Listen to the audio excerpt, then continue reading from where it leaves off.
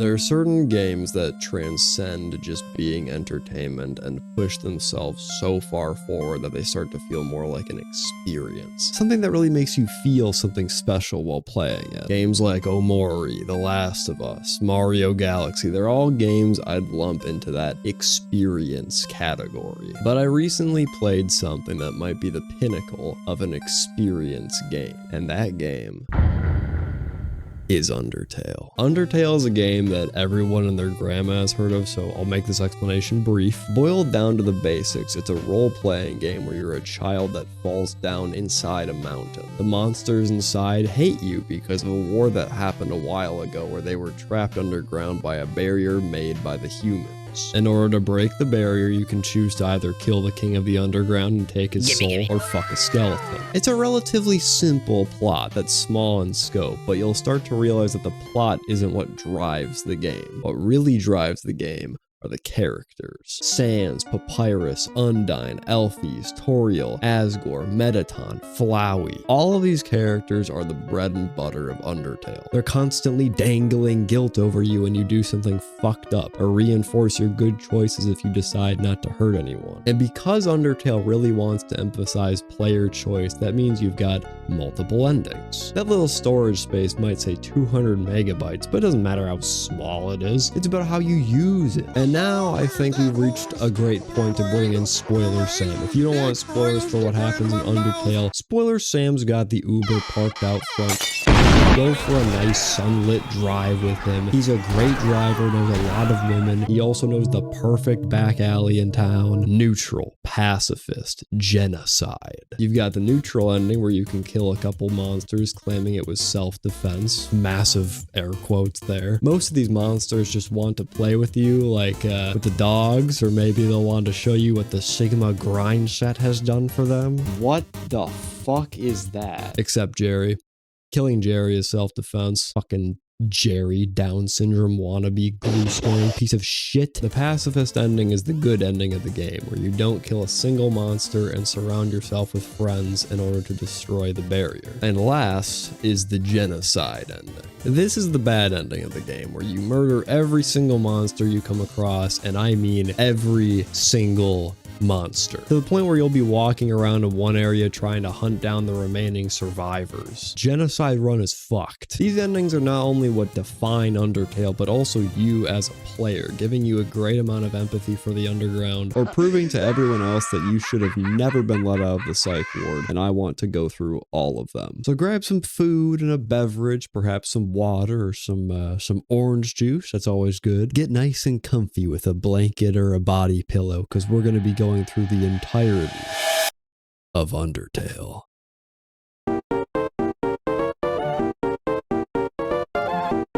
Before I fully get into the neutral run and what it's about, I gotta first talk about one of the main reasons that Undertale is so widely known. Undertale is a game where no one has to die. Yeah, there are other games where you don't have to kill anyone and play as a pacifist, but those are usually treated almost like a nuzlocke with the express purpose in boring the shit out of you. Sure, it can make things harder, but even that is pretty hyperbolic, since most of the time you're going to be interacting with the ground more than the enemy. What makes sparing enemies in Undertale different and fun is getting you to care about every single character you come across and having fun with them. Whether it be a dummy, yes, an actual dead-eyed dummy that is designed to be punched that you are not supposed to punch because that would be mean, or a tsundere-like plane called Sunder Plane that gets sexually aroused when you get close to it. The game doesn't take itself seriously when it feels like it, and it's a lot more fun because of that. The idea of getting railed by a plane is already fucking genius, but remember, there are like 50 other enemies in the game, and they're all ridiculous. Lesser Dog is a dog that stands on its hind legs and wields a sword and a shield. If you choose the act option, you'll notice there are 5 options to pet the thing. Which one should I choose? Pet, pet,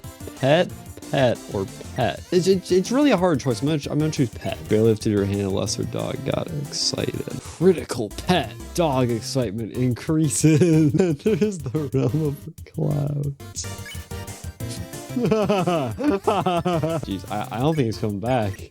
5. Oh, I found him.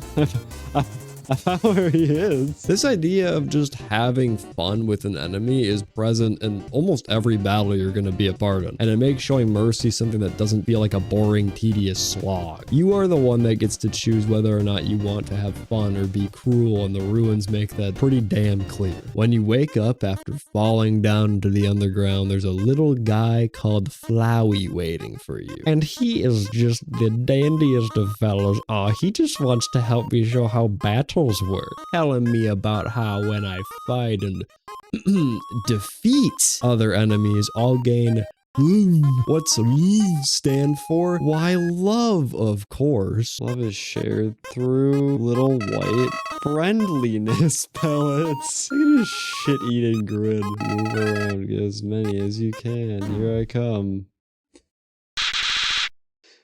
Holy shit. Flowey is the worst guy you could possibly meet first in the underground. He lays down the law of kill or be killed and then proceeds to kill you. Except Toriel intervenes. Toriel is like the exact opposite of Flowey. She's not a flower or a serial killer or a psychopath or a sociopath. She's Toriel, and she likes snails. She also likes the idea of not letting humans die in the underground, which is why she has all these baby puzzles that she solves for me. Toriel is so paranoid about human safety that leaving me alone to walk across an empty hallway for about 10 seconds is considered a challenge. I'm gonna die. I'm gonna die. I'm gonna fuck. But the ruins do at least act as a tutorial to show you how the game works and what your actions can do. That aforementioned dummy is here, and instead of beating the shit out of it, Toriel wants you to talk to it.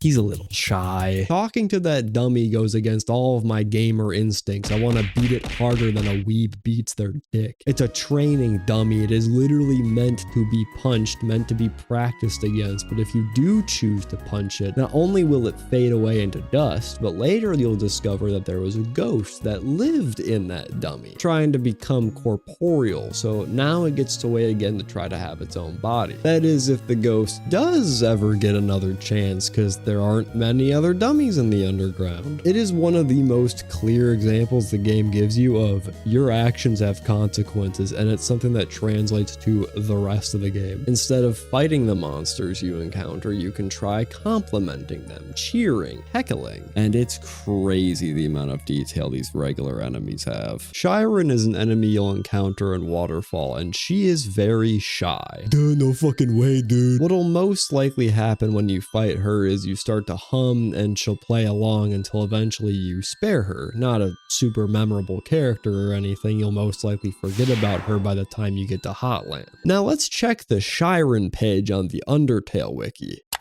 Holy shit, this character has more backstory than some side characters in other games. Chiron has taken piano lessons from Undyne and was friends with Napstablook and Metaton, so much so that they had a band. But she also has a sister that you'll find in the Pacifist run within the lab. Her sister's name is Lemon Bread, who ended up going missing because of the determination experiment, and now she's molded with her agent. Can you imagine having this thing as your agent? She's also molded with Aaron, and because Lemon Bread went missing, Chiron went into a deep depression, becoming secluded from the rest of the underground and no longer having a band of friends. At the end of the Pacifist run, you can see her reunited with her sister, and she also becomes a backup singer for Metaton. That is an enemy that in any other game would just be there as meaningless fodder, but this is the trick to Undertale. Every character has a certain amount of life to them that you can either respect or obliterate. And these are with the more normal, less developed characters. Characters that you won't be caring nearly as much about as the main character. So if you do kill Chiron, yeah, that fucking sucks, but also who gives a shit, it's just Chiron. So what happens when the game forces you to make a life or death decision with one of the main characters? Someone who will make you genuinely care if they die or not. Well, Near the end of the ruins, you end up visiting Toriel's home. It's really nice and cozy, there's no monsters that try to fight you, and you get your own room. You'll find small details like how she's gone out of her way to file down some tools to make them safer, and there's this mirror that tells you you're you. When you wake up after going to sleep, you'll find that Toriel made you some pie, and it's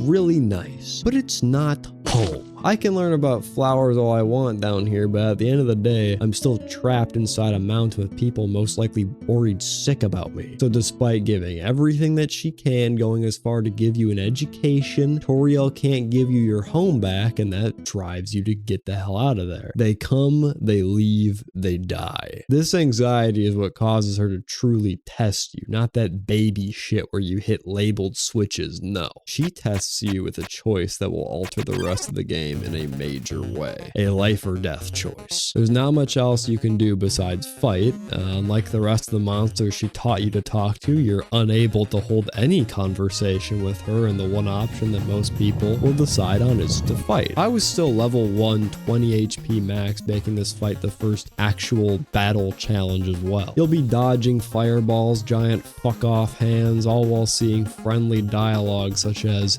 Toriel looks through you. The whole time you'd be expecting a chance to spare her, and as Toriel's HP gets lower and lower, it gets more and more tense until something happens. Oh my god.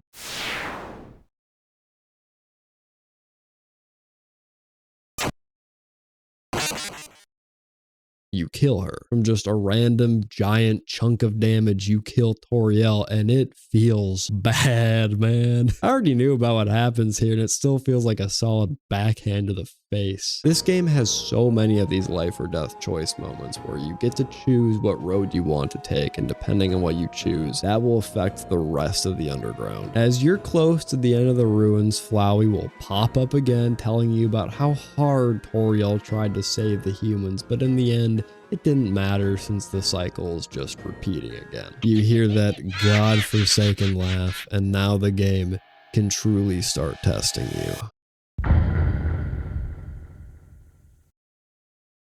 Right as you leave the ruins, things immediately feel different. You get this ominous ass music and someone put a camera in the bushes. Just walking forward with nothing happening. What's that? Nothing. Okay, so I just... What the fuck? Oh, here someone comes. What, you want to see my ID?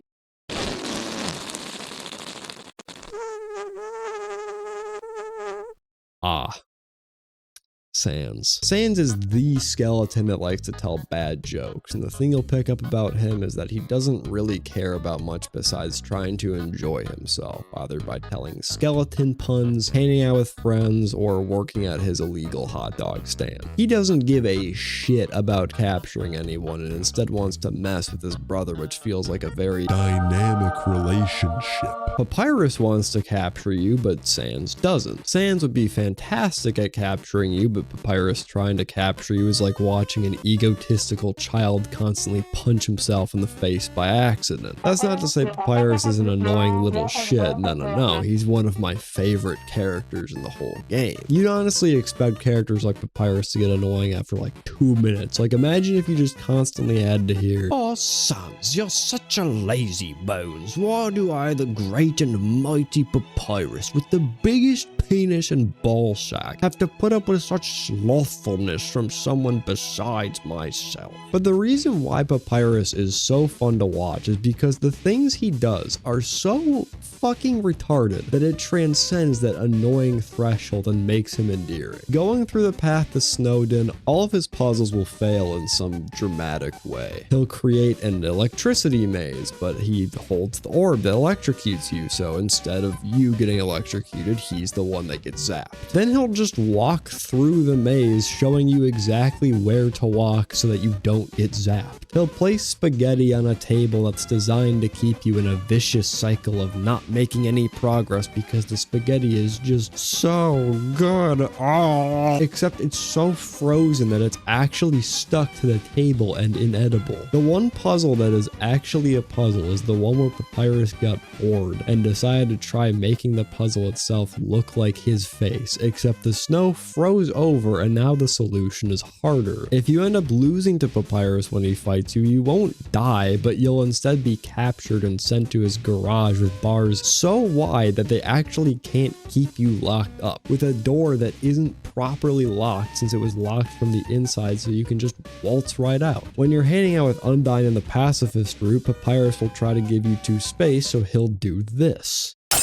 Papyrus is a fucking idiot. But that's also what makes him so endearing. Throughout the whole game, Papyrus is this loud, babbling moron that wants one main thing: to get into the Royal Guard so that he can become popular and everyone in the underground will love him and respect him. But this is never gonna happen, not only because Papyrus doesn't have the guts to kill anyone, Undyne even says this, but also because he's just not cut out for the job. Papyrus tries so damn hard to get people to like him and make everyone know that he is in fact very great and he has to be the center of everyone's attention. Meanwhile, you've got someone like Sans who everyone seems to respect and enjoy having around. Sans is someone that doesn't try to put himself on a pedestal, but instead is just a chill dude. He's the life of the party at Grillby's and monsters love him for just existing. What's really sad is when you see Sans in Papyrus's mailboxes, because Sans has this ass load of letters that are literally bursting out of his mailbox. Well, Papyrus might as well just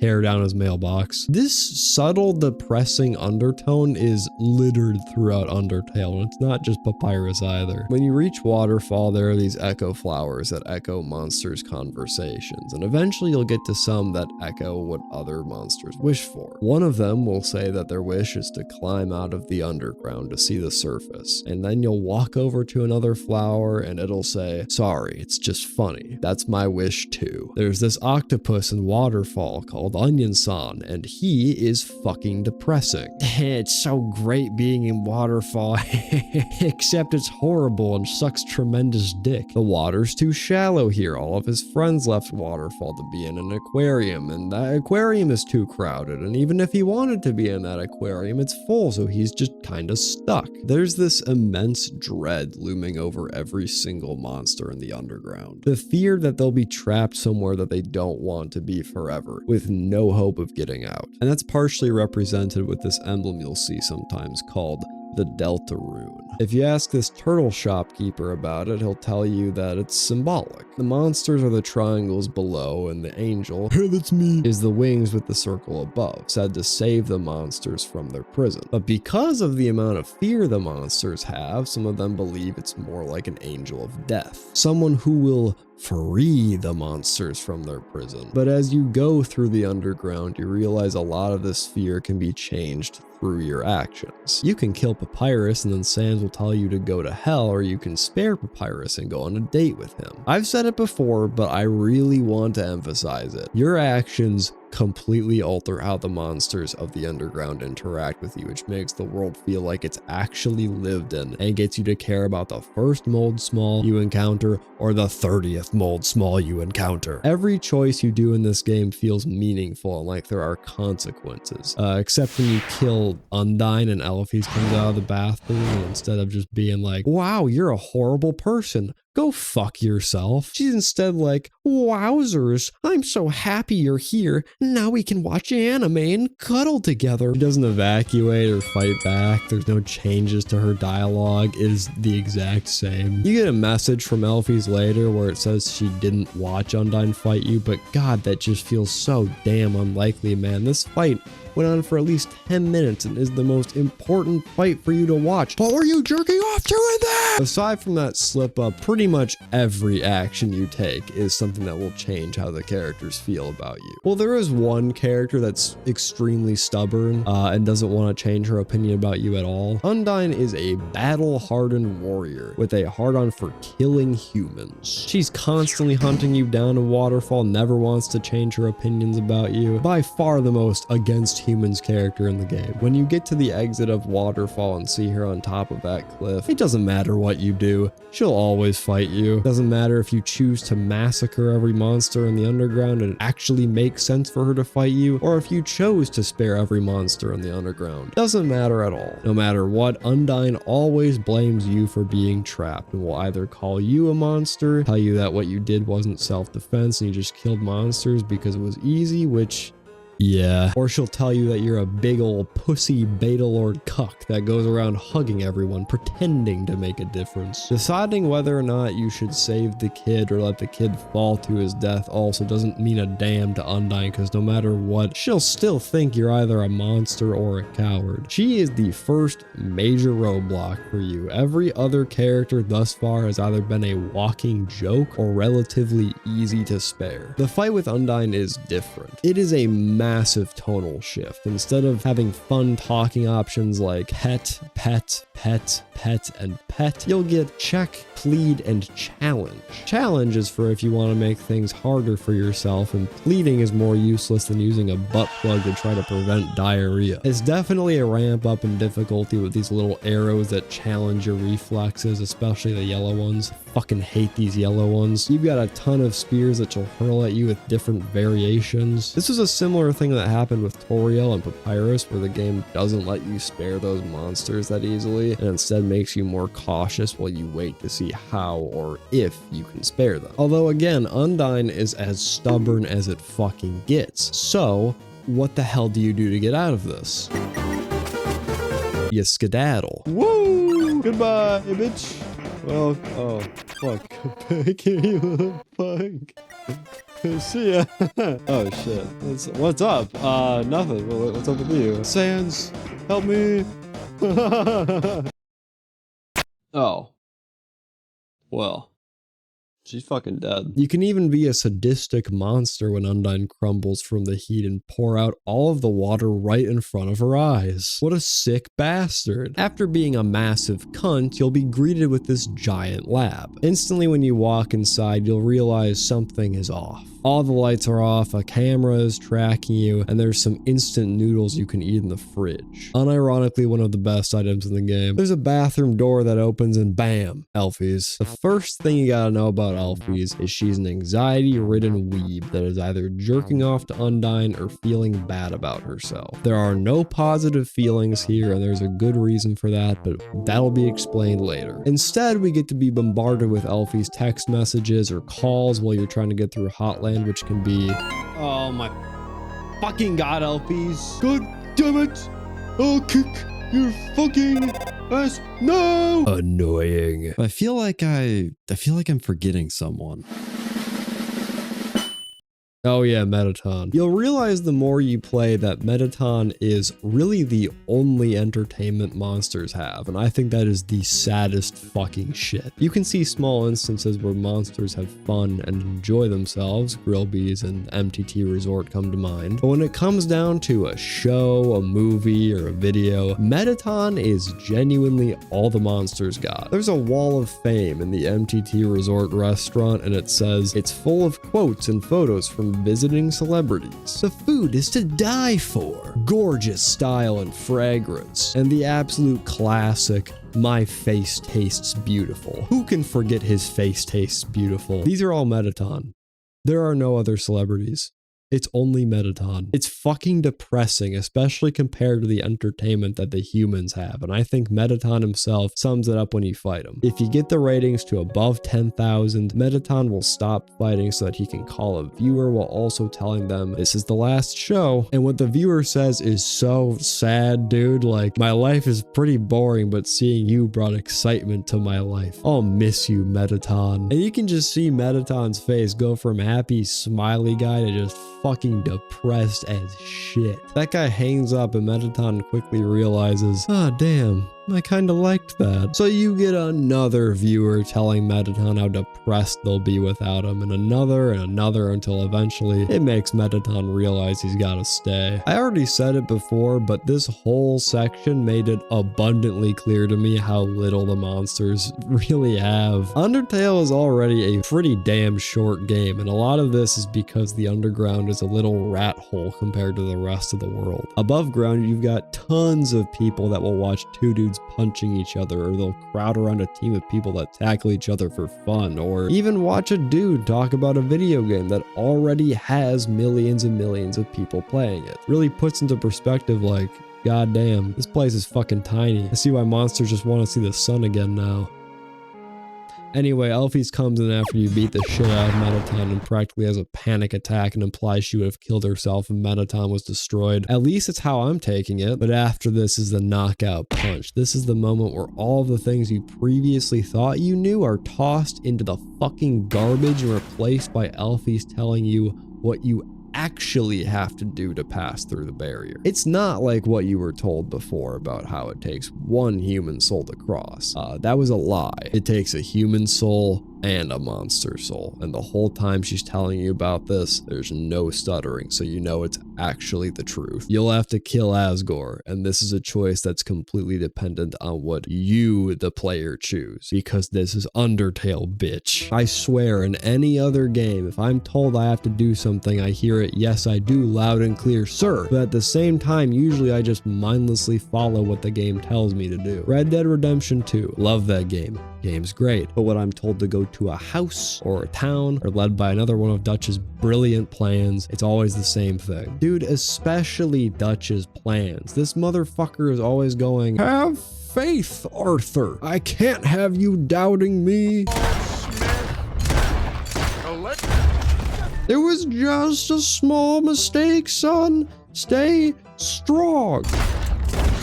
We just need more whores. I always remember that I don't need to remember where to go or what to do, since I'll always have this yellow God-given line to follow, cause little baby can't do anything by little baby self. It's not even just Red Dead 2. Most other games send you down a predetermined path, which isn't a bad thing, but it can lead to frustration the more the game tries to take the choice away from the player. But this is the difference with Undertale, and it's why this line and your entire journey feels so impactful. Choices. It's what everything in Undertale is made up from. The whole reason the game exists in the first place is because of the humans choosing to wage war against the monsters. The reason why the entire underground feels like it's against you is because of Asgore's choice to make human killing priority number one. But it's your choice in how to respond to all of the choices being thrown at you. You get to choose whether to respond with anger or compassion, which is why Elfie's basically calling you out, saying, hey man, you can murder our king and go home, or you cannot murder our king and choose to stay, is so powerful and sad. The walk leading up to Asgore through New Home is dreadful because the whole time you get to contemplate what you should choose. And at the same time, it's also beautiful. I know, how fucking stupid is that? New Home is this giant city, and it makes you realize, damn, these guys have been down here forever if they've built this shit. But the main draw of New Home is the exact replica of Toriel's house. Yeah, Toriel and Asgore just have the same fucking house, except Toriel chose bright and cheery colors where Asgore chose gray. The layout is the same. You can see where Toriel would sit. You can see the same kitchen, the same hallway, the same doors. There is one main difference, which are these golden flowers everywhere. By the way, the items in this game are so damn cool. And stupid. I'm saying this because you get the heart-shaped locket in one of the rooms here, one of the best defensive items in the game, and it isn't a knight's armor or, you know, some sort of shield. It is quite literally the real superpower of friendship. Damn, maybe this girl should smile more often. She might get +2 defense then. The last thing I'll say about this house for now is that there's a mirror in here that's the same mirror as the mirror in Toriel's house, except instead of saying it's you, it says, despite everything, it's still you. There are still a ton of monsters around too, but this time it's not like your normal battles. They tell you the story of Asriel, the son of Asgore and Toriel, who met the first human that fell down into the underground. They became like siblings, the human got sick, the human wanted to go home but can't because they're trapped in a giant fucking mountain, so the human died. Damn. But hey, now that bitch is dead, Asriel can cross the barrier and reach the surface. Am I right or am I right? I'm right. But everyone wants to kill Asriel because they think he killed the human. So he dies too. damn. I will say though that this wasn't the best way to show how Asriel died. Like, why can't it just be told from the big man himself instead of these monsters that somehow know everything that happened? Even the stuff on the surface which they shouldn't know at all, and yet they're somehow reciting Asriel's death story like it's some cult prayer. This whole section leads to the last corridor, and if you know about Undertale, chances are you've probably seen this place at some point. The windows cast light into the corridor with a Deltarune symbol plastered on every single one. Your entire body is caked in shadow now with absolutely no music playing. Suspenseful. That's what I describe this corridor as, leading up to something truly crazy town. You just keep walking until Sans.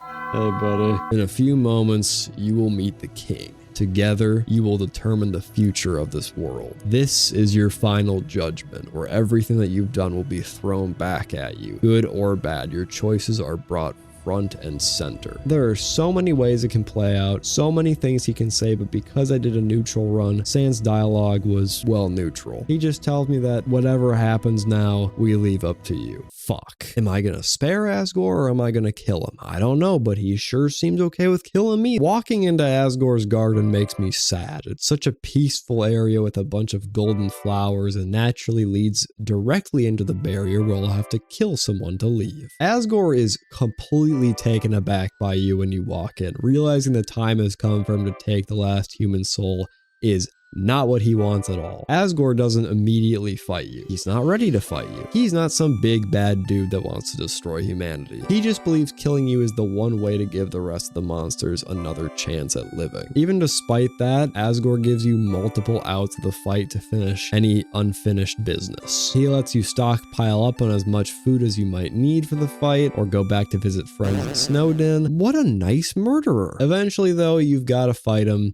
And you know what? This might be a good time to talk about the combat system. Right before the final boss. Yes, I'm autistic. Why do you ask? The combat system of Undertale is so much more dynamic and interesting than the majority of other turn-based combat systems I've seen. Quite frankly, it might be my favorite kind of turn-based combat. When I think of a combat system like Pokemon's, I'm reminded of how it used to be cool and fun when I was a little baby boy, but as an adult, it's an extremely boring way of doing turn-based combat. Pokemon's combat system boils down to get a guy that has a super effective move against the other guy and spam that move until you win. It makes the story mode a breeze. Having problems at the gym? Just get one Pokemon that has super effective moves, stockpile up on potions or whatever items you want to spank your Pokemon with, and spam that one super effective move that just sweeps the entire gym. It is boring, it is tedious, and it is mind-numbingly easy. That is the Pokemon combat system in a nutshell. The other problem with other turn-based RPGs is that you have some serious downtime where you just sit there and do nothing. Even games like Omori, which has a combat system that I love, has a lot of just sitting around waiting for the characters to fight each other. There's things to do instead of just spamming one move, but Undertale takes it a step further. It has the most fleshed out and dynamic combat system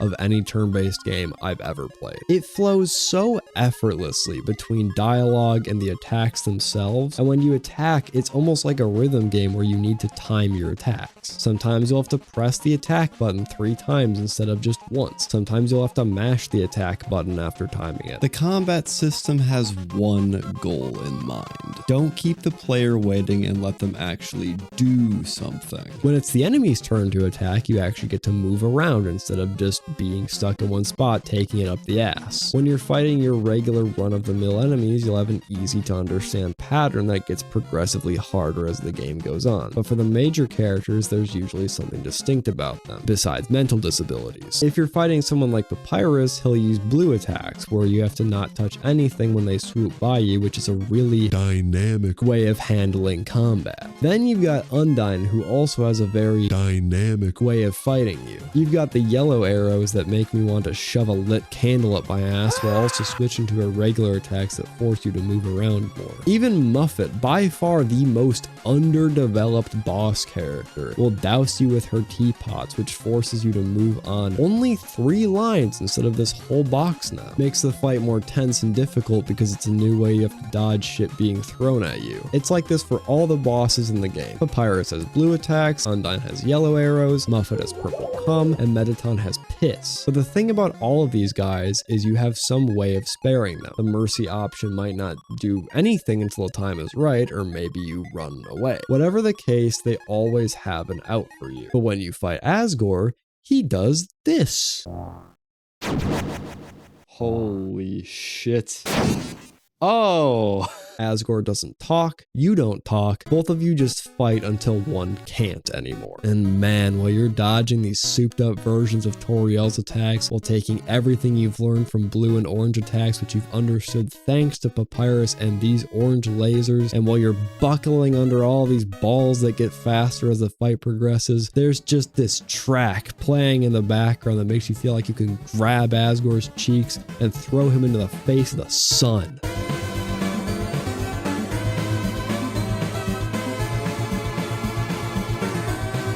But wait, there's a quiet moment with some gentle fingers playing on a piano. And then, oh, he remembers, wait a minute, shit, kick his ass.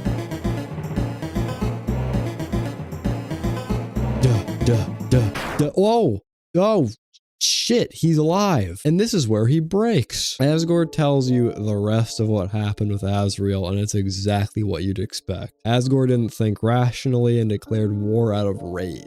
Killing every human wasn't an enjoyable experience, and everything that's led up to this point was part of the same twisted cycle. I'm stating the painfully obvious here, but the humans killed Azrael, which led Asgore to kill more humans. But what's not painfully obvious is what happened as a result of that. There is a lack of focus on making sure monsters could still be happy in the underground, and a lot of problems were created as a result. I think the most obvious consequence was Toriel running away from Asgore and everything he's been doing, which, oh god. Nah, dude, let's fight again, man. There's Elfie's absolutely classic experiments that have most certainly traumatized dozens of monsters. Onion-san doesn't get any attention and gets to rot in a watery pit. All of that resulted from the extreme focus on getting monsters out of here instead of taking what they were given and turning it into something worthwhile. But now you're faced with the choice to break the cycle or let it continue. And I'm thinking this is a pretty obvious one. Now, doesn't that feel better? Oh, he looks so much happier now, and him and his wife, him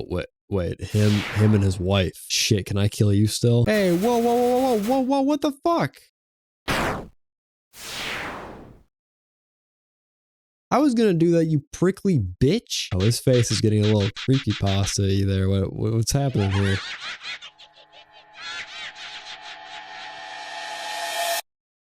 Oh, what the fuck? The game just crashed. And this is where the game goes from being a fun, charming, emotional game to your own personal jail cell. Flowey crashes your game. You go, that's weird. I wonder what this piece of shit will do next. You boot it back up, and then this happens. What? Flowey's been here longer than I've been banging your mom, and there's a big empty void with nothing in it except a save file, which... Oh, wait. What the fuck? Oh my god. File erased! What?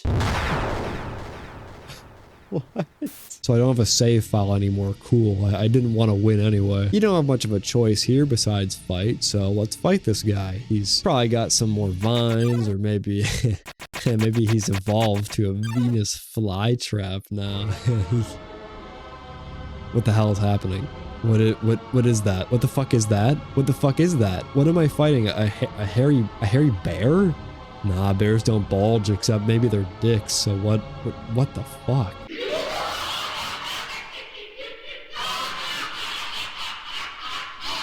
So this is Omega Flowey. He's a pretty simple guy to fight.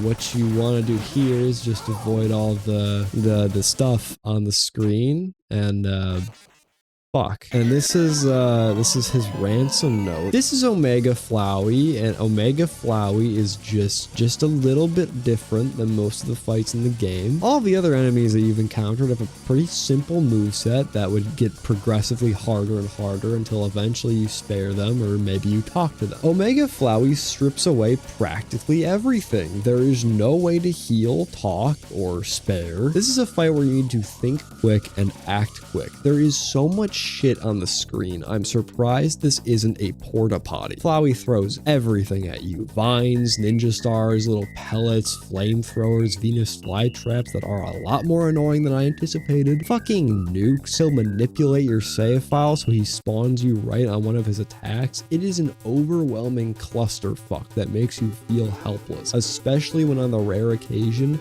you actually get to attack him. You realize your attacks do literally 1 damage. There's one good thing here though.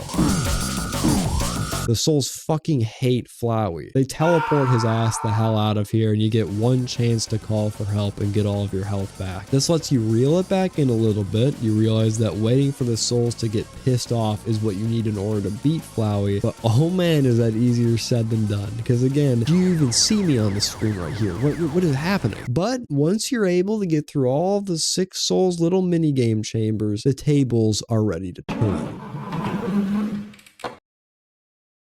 The souls literally give you hope to heal you, and while this is happening, you're just hearing this slow piano that feels like it's leading up to something big, and oh boy does it ever. Once the souls are done sucking you off, you get teleported back to where Flowey is and see 1 sentence, and then the music kicks in.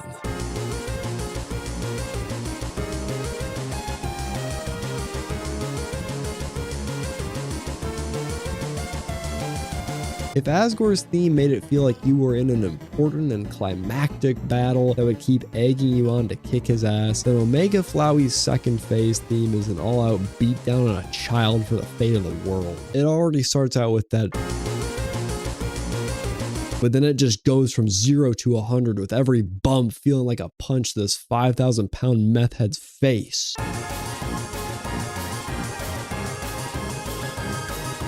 It's electrifying to say the least, but you couple that with being able to attack faster and harder, doing some actual damage now, and it's just god damn. Ha! Get fucked, idiot. All that bullshit, gone. Asgore, avenged. Pussies, what? You were all powerful, practically a god, and now look at you. You're a real bastard, you know that? Ow. Ow. Ow. Ow, ow, ow, ow, ow, ow, ow, ow. God, fuck, man. He taunts you about your friends that can't help you, and when you cry for help, nobody comes. But hey, souls fucking hate him, am I right?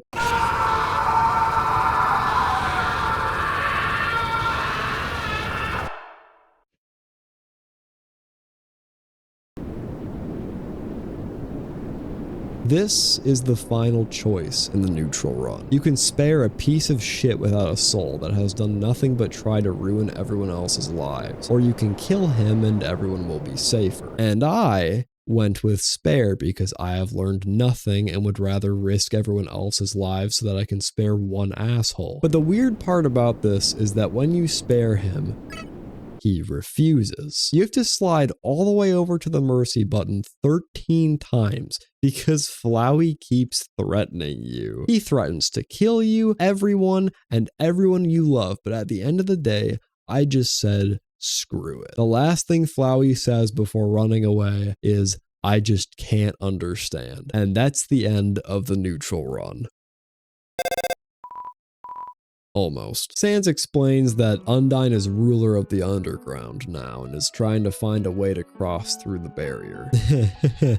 And you're gonna have to be sleeping with 1 eye open for the rest of your life because Undyne is coming for you first thing when the barrier breaks. But that's kinda it. Papyrus was appointed to the most important royal position, but besides that, yeah, everything is pretty bleak down here still. The neutral run of Undertale is definitely the most tame out of all the endings, which is saying a lot. It's challenging, it's funny, it's emotional, and it's really, really creative. Omega Flowey alone is enough to make me fall out of my chair and dial 911 so that someone can save me from this heart attack I'm having, because goddamn, it's so fucking creative. And also there's so much shit on the screen. The combat system is so fresh and dynamic. The characters are fun and charming, but most importantly of all, the underground is a place that you can actually get immersed in. I know how stupid that sounds at first. Yeah, no shit, dude, I get immersed in any game I play. Just look up Furry on Steam. What I mean with this is that Undertale is a game with characters and a world that are so believable and real that they start to feel less like characters and more like friends. It's parasocial relationship, the game. The characters don't feel like they actually exist because of only breaking the fourth wall. It's also because this is the game where you genuinely want the characters to be happy. Undertale lays out so thoroughly how fucked of a situation this is for the monsters being completely trapped underground and how desperately they want to be free. It shows how this whole thing has transformed monsters into husks of who they could be, while still being able to distract you from how depressing this shit is with fun and creative dialogue. It's amazing. But damn, that ending did kinda suck though. Well, look what the cat dragged in. Flowey's request is simple. Get to Asgore again without killing anyone, and he won't kill Asgore. Now this fourth wall break automatically makes you realize some stuff. Flowey is able to remember what happened in the past even with you saving and loading the game. And you have some god-given power that just lets you reset everything and try again from the beginning. It's also really nice that the game straight up tells you, hey, there's another ending, buddy. You don't have to look anything up and potentially spoil yourself. And that is truly the end of the neutral run. And man, because of that unsatisfying ass ending, I am hungry for a good ending. Well, maybe we should get ourselves a good ending.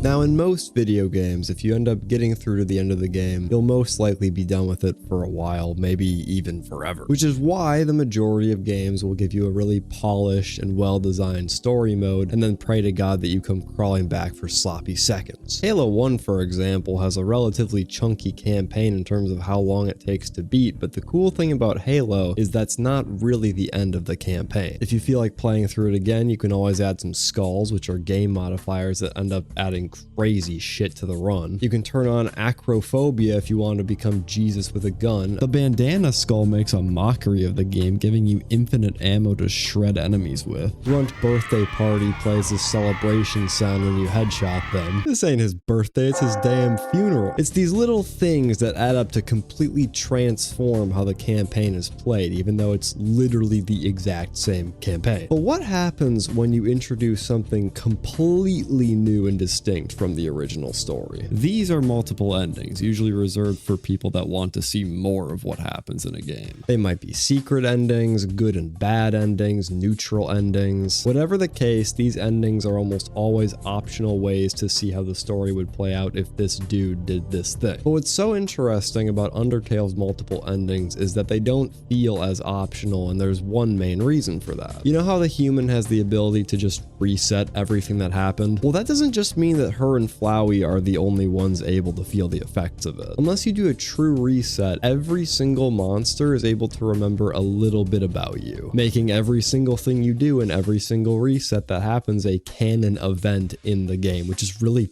fucking cool and equally terrifying. It makes for some really interesting dialogue, but also sends an existential nightmare straight to my amygdala. Now, the other thing about this is the level of trust you need the player to have to actually say, yeah, I'd hit that again. You don't want to feel like it's just the same game repeating itself again, and you also want the different ending to be rewarding enough. And Pacifist's solution to this is to give you hope that this will be when the characters can be happy. Right off the bat, everything is the exact same. You wake up in a bed of golden flowers and you walk through this little opening. The one difference is that Flowey reminds you not to be a piece of shit, and then the ruins play out like normal. This is what I'm talking about though, with multiple endings being tedious or annoying and needing something interesting about them, since this is just the ruins again. Same enemies, same dialogue, same way of talking to them. Nothing's really different here, and that feeling of, I already did this, can plague multiple endings. Undertale is a bit of that in the pacifist route where I'm going through these baby-ass puzzles again, and now I'm going through the path to Snowden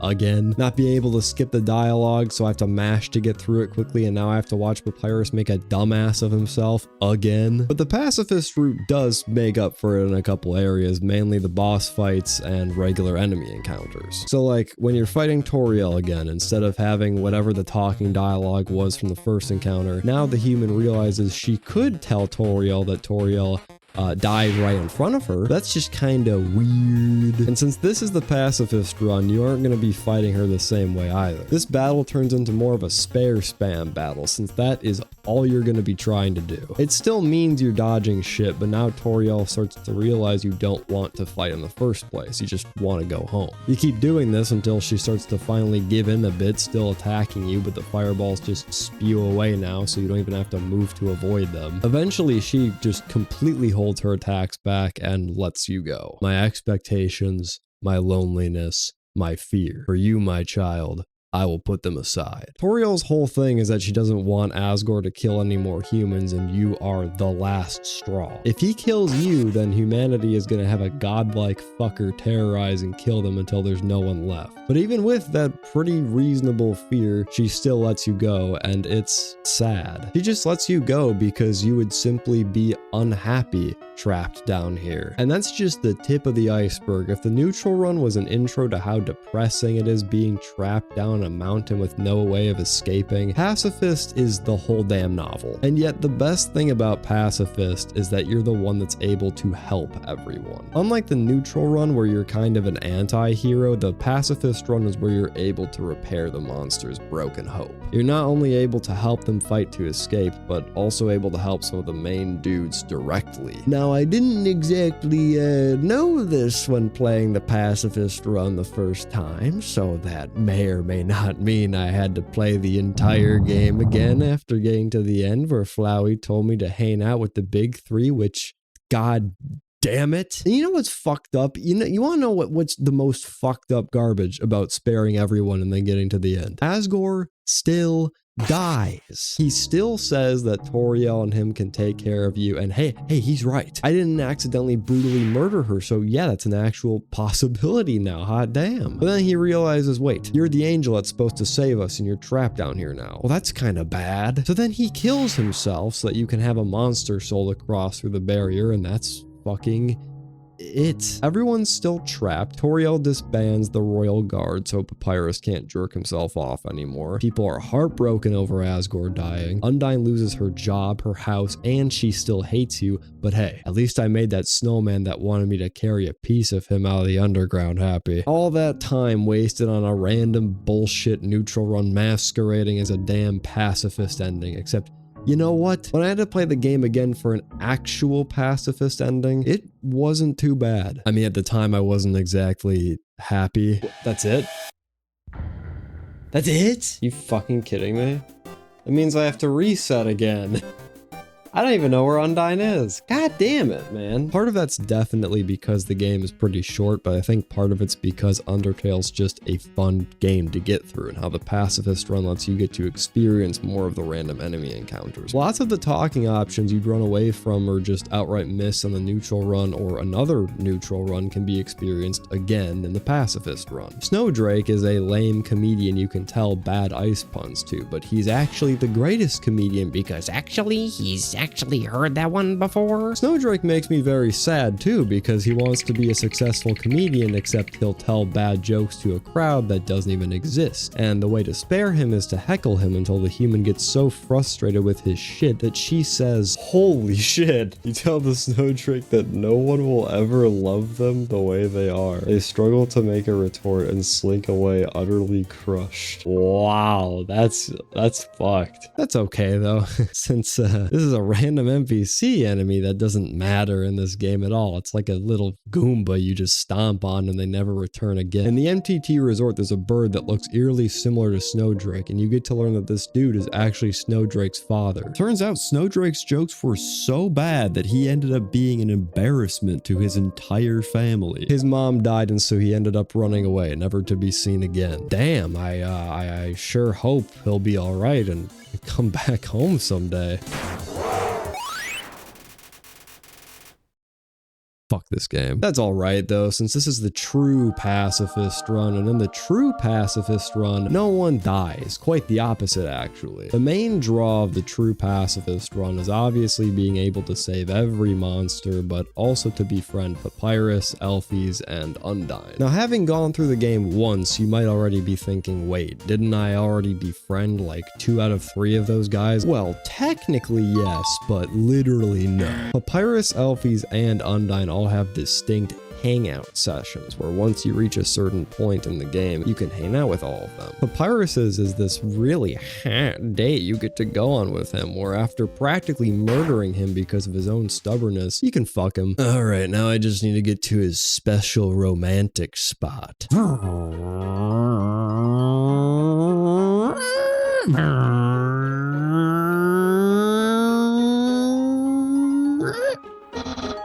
Do you have brain damage? Well, now that I'm in Papyrus's room on the first date, I think it's time for things to get spicy. And look at that. This is as spicy as it gets. He's whipped out a dating rule book. Press the C key on your keyboard for dating HUD.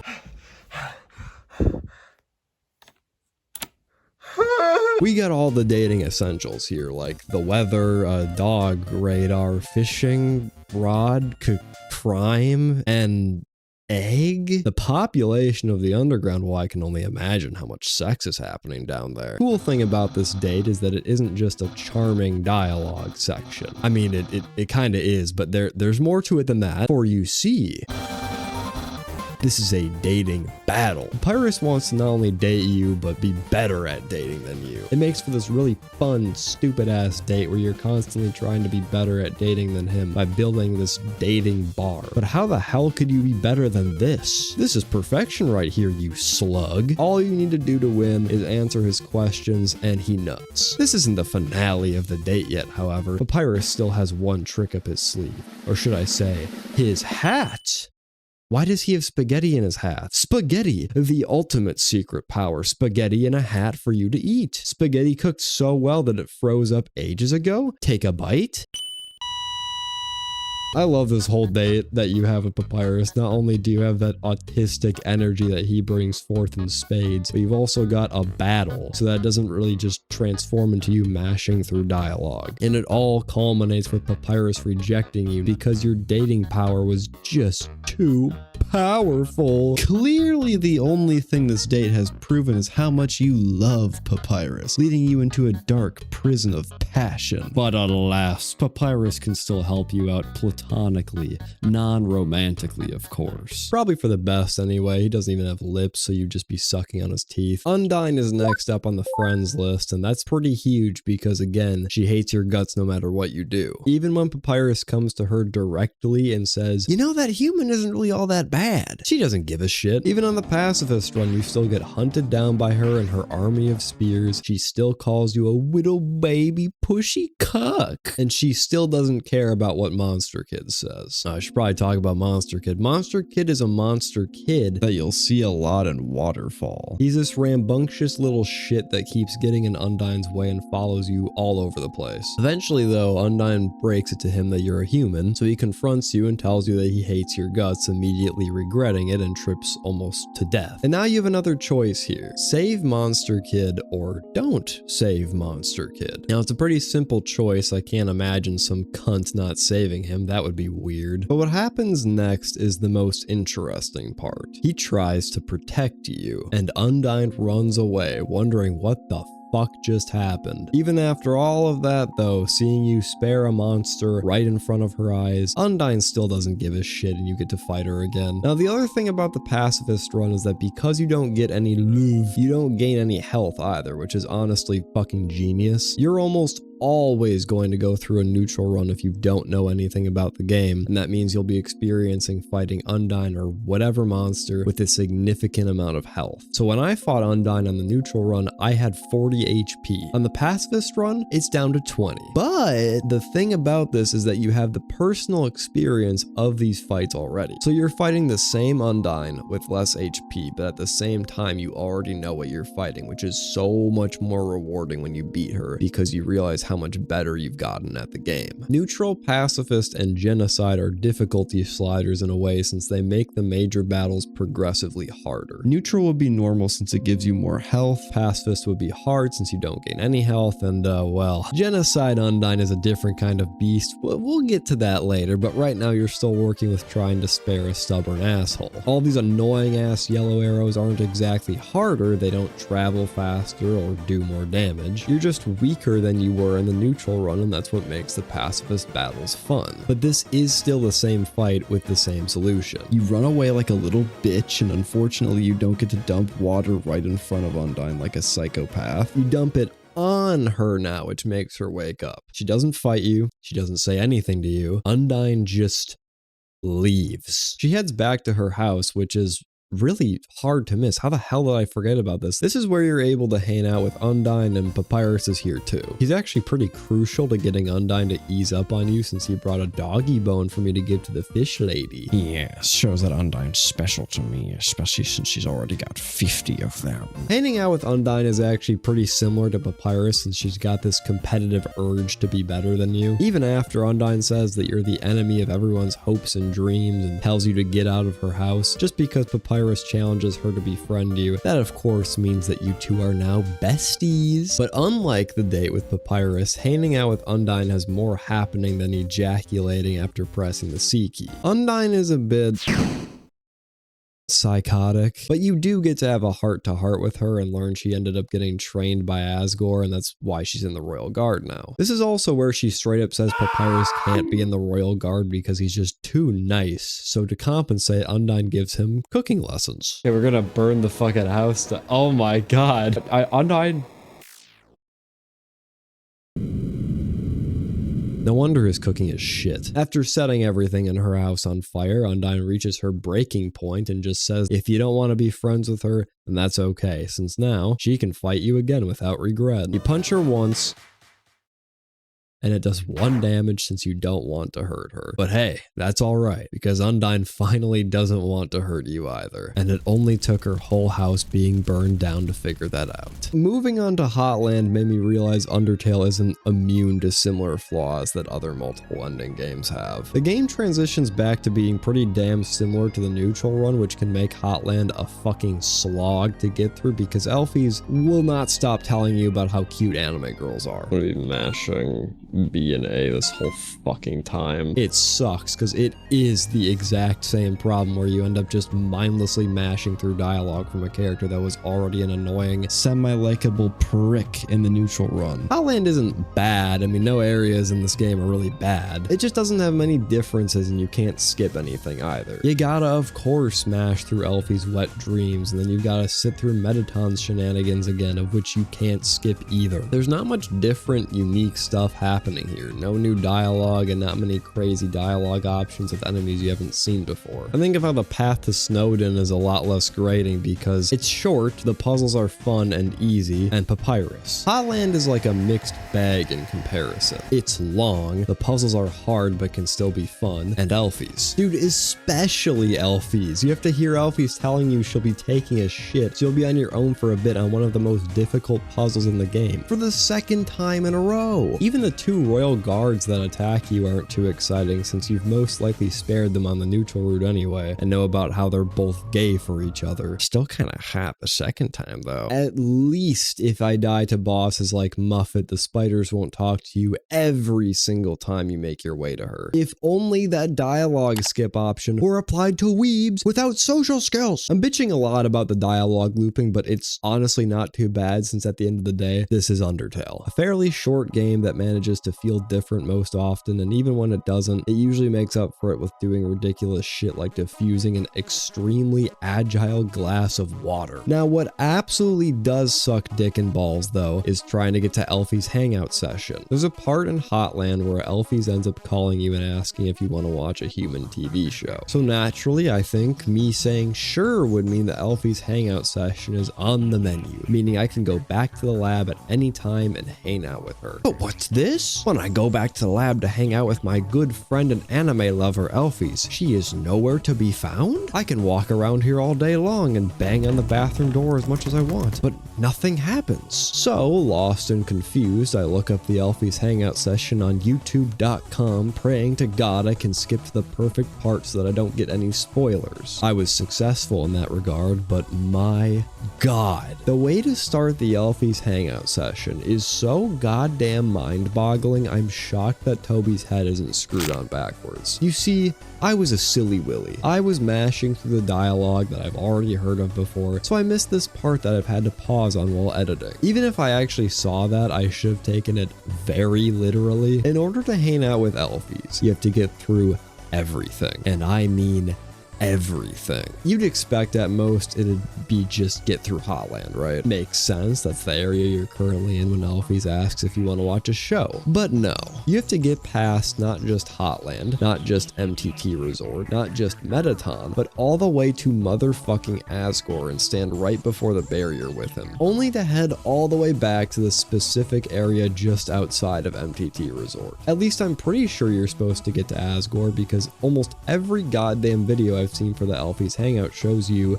Asgore and the barrier. So that's what I did. I made my way to Asgore and then went all the way back to the spot. But on the Undertale wiki, it just says to get through the Metaton EX boss fight, so who knows? And who gives a shit, because either way, it's fucking annoying. I'm guessing Toby assumed that everyone would just go straight to Asgore since you could just reload your save to go back to Elfies. But I'm not like that, dude. I would just walk around trying to find where this hangout session is before I end up fighting Asgore, since I'm assuming once I get to Asgore, that's basically the final point of the game. And I'm right. It's this small thing that becomes a really annoying problem, but I got through it. I got to the specific spot in the core where Undyne calls you and she wants you to deliver something for her. So you go back to Snowdin and she gives you a letter to give to Elfies. Now I can finally make my way over to the lab and Elfies will read the letter. Oh no. What you gotta know about Elfies is that she's the smoothest dater in existence. Elfies will bring the date to a complete stop so that she can give you items to raise your affection statistic. Okay, fine. I will give Elfies some credit with the items she wants to give you, since they all suck major ass, but that's mainly because you're not Undyne. She wants to give you metal armor polish, waterproof cream for scales, and a goddamn magical spear repair kit. All of which hit the nail on the head for Undyne so hard, but do fuck all for a human. That's all right though, because we've got the perfect place to motivate this disaster waiting to happen. A garbage dump. What? Now this date is a goddamn disaster, but it does reveal a lot about Elfies. It's pretty obvious already that Elfies is super anxiety ridden, but you never really know why. She stutters all the time, she can barely gain the courage to call you, and she has a tendency to lie. Even in the date, she straight up tells Undyne that she's lied about everything so that Undyne doesn't find out who Elfies really is. It's a full-on breakdown, and Undyne comforting Elfies to make her feel okay is sweet. And then she throws that weeb ass back where it came from. And then she just tells Elfies that she doesn't need to keep lying. All right. What the fuck are you doing here? Papyrus's job here is to get Elfies to run around for some reason, and that ends very early. I know this because Papyrus straight up tells me Elfies isn't very good at running. He also tells you that you should go back to the lab since his sixth sense is tingling that something special might be up there. So you go back to the lab and find this note on the floor. Now listen, the Pacifist run up until this point was pretty fun. Silly things to do just because it's the good ending. Hanging out with Papyrus, Undyne, and Elfies is cool, silly, fun. But at the same time, in the back of my mind, there's this lingering question. Why am I even doing this? Flowey told me that this is supposed to help the monsters see the surface, but this doesn't feel like it's done anything. Until now. Elfie's note tells you that she's grateful for everything you and the others have done for her. But Elfie's also alludes to a much bigger problem that she's been facing for a while now and that she's going to try to fix it. If you don't ever hear from me again, you want to know the truth, enter the door to the north of this note. And see, this looks like a bathroom to me, but it's not at all. It's an elevator that takes you to the real meat of the Pacifist run, where a lot of questions will be answered. Once you enter the elevator, you immediately realize this was a bad idea. And you're dropped into this dark, abandoned place. There's no music. All you can hear are some monitors humming. They all come from Elfie's, and the first one tells you that Elfie's was trying to create something to break the barrier. That barrier has soul power in it, but hey, there's no way to artificially recreate that power, so I guess we're done.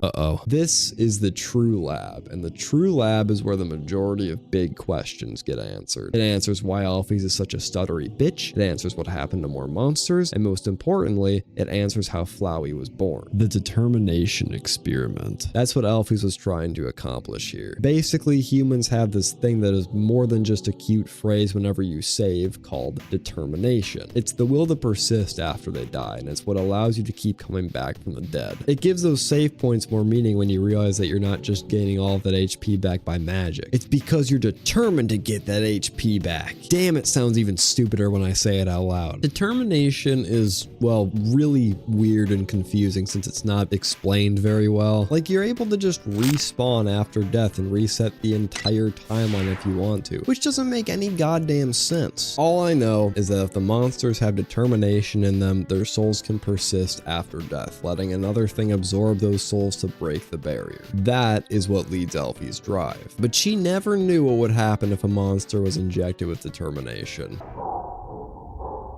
It creates a creepypasta. All of the monsters that were injected with determination had their bodies melt since they couldn't contain that much power. Now they've fused with other monsters to compensate for it. You can even see when it directly happens since Elfie's has an entry where she's happy that everyone's able to go home now since the monsters that were fallen down are awake again. And the entry right next to it just says, no, no, no, no, no, no. These things are creepy to say the least, man. You've got these memory heads that just phase in and out of reality. Lemon bread is disguised as a damn save point. The classic comma monster, which looks like it hung itself. And Endogeny, this freaky fucking thing. It's a bunch of dogs bundled together into one abomination that drools out of its face hole when you pet it, pounces on the walls, and vibrates a lot. And the music is...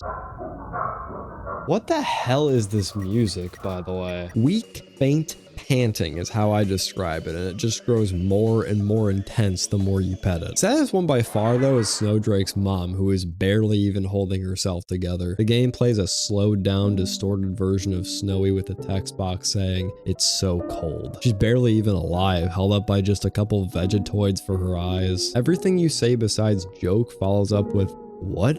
You didn't say that?" Or "You didn't do that?" Probably because everything besides joke is just so fucked up that you just decided not to do that. None of her attacks are worth a damn. One of them is impossible to get hit by, and the only way to spare her is to tell bad snow puns. What a horrible fate. The rest of the true lab is like this. Find some beautiful creatures, get a key, but there is another room with some golden flowers in it. There's not much to go off of here besides Elfie suggesting the flower might be able to suck up the monster souls, since monsters can't suck up each other's souls. Then the flower could break the barrier. Last major thing in here is Elfie's telling you the rest of what happened. It's about what you'd expect. Every monster in here was melting and sucked up into each other to survive, so Elfie's felt she couldn't tell anyone about it. And notice how she doesn't stutter here either. Yes, nice attention to detail, yes. And she's finally willing to tell everyone about what happened, knowing that there will be friends supporting her. So all of these sick bastards get to go home with their families that can barely recognize them. It's the gesture that counts. That's the end of the True Lab, and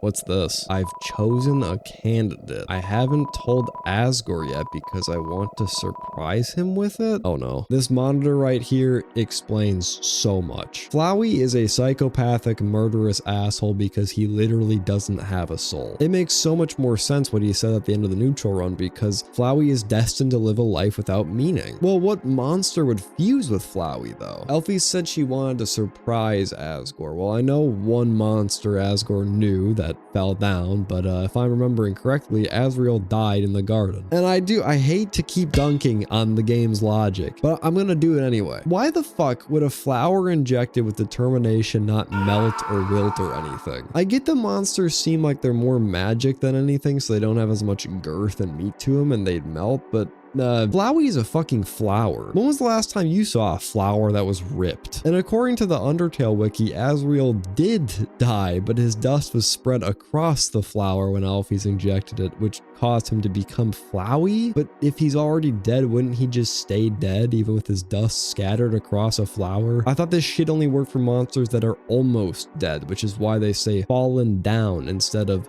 dead. Even if he does become Flowey, why isn't he melting or wilting or whatever? There's no muscle on this thing. Determination has the weirdest fucking rules. It makes for a good story. I will give it that. It makes for a good story. It's just confusing and makes my head spin. But I digress. All the cool shit that happens next wouldn't happen without Flowey. You receive a call from someone that you've never heard from before and they tell you, thanks to you, everything has fallen into place. See you soon. Oh God. I wonder who these vines came from. Now, I already made my way to Asgore so that Undyne would give me that damn letter, so you've got this ominous feeling the whole time you're here. No music once again, no sound effects, no Sans either, but that's mainly because I already saw him making my way to Asgore. What happened before was he made me feel good about myself. Sans tells you that despite everything that's happened, you always tried to do the right thing. You never gained love, but you gained love. And also tells the biggest lie I've ever heard in my life. But Asgore's still waiting for you. Nothing's really changed, it seems. He repeats the exact same dialogue with the exact same animations, and then gets absolutely blasted by Toriel. And then everyone else comes to make sure Asgore doesn't kill you because of Papyrus calling everyone. They all get a chance to talk to each other. Asgore cries about Toriel. It's all really touching, except for when Undyne and Alphys were trying to kiss. That shit made me curl up into a ball. I am fucking dying of cringe. What's crazy though is that they all came here just to make sure you were safe. There's really no objective for you specifically. You're just kind of stuck in the underground, but I think everyone is okay with that. Although, how the fuck did everyone just show up at the exact same time? That makes more sense. I knew that, but still, like, doesn't he not have Elfie's number? So how did... Fuck. So while we were having fun, this little rat bastard stole all the human souls and now is planning to steal everyone else's souls. That little is killing really necessary thing? Yeah, that was just him playing around, being a little silly town up in here. What Flowey actually wanted was for everyone to gather in this place to make taking everyone else's souls as easy as possible. He does say something interesting here though. This is all just a game. If you leave the underground satisfied, you'll win the game. If you win, you won't want to play with me anymore. Now, at the time, you don't understand why he's so attached to playing with you, but it'll be made very clear soon. What is very clear, however, is how terrifying Flowey's plan is. It's not take over the world or kill everyone you love. It's do all those things and reset everything so that you never leave.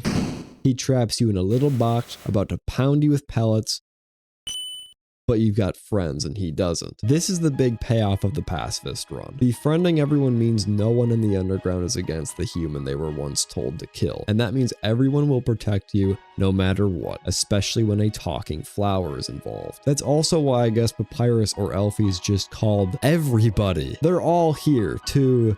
Well, they don't do much, but one of them says ribbit, so that's pretty cool. Also, why is a child here? Well, I guess Flowey's pinned down with no hope of defending himself. Who am I fucking kidding?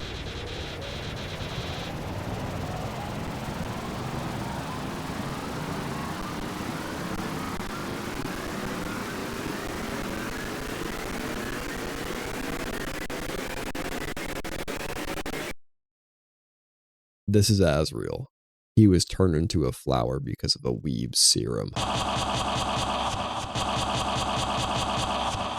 He has come to spread your cheeks. Asriel Dreamer, also known as the god of hyperdeath, yes, that is his alter alias. It's a middle schooler's gamer tag. He's a god amongst men. He has a bazooka cannon, can strike you with thunder and lightning, and can also throw little tiny stars at you. Asriel's also the last thing standing between you and your happy ending, which is something he constantly taunts you with. Knowing that what you're fighting for can get you and everyone else to the surface is practically the theme of this fight. From the act menu letting you both hope and dream, making you remember why you're doing all of this in the first place and healing all of your HP because of it, to the theme of this battle literally being called hopes and dreams. Asriel is preventing all of it and you're completely helpless against him. But knowing that this is all that's standing between you and the surface, that means even when you die,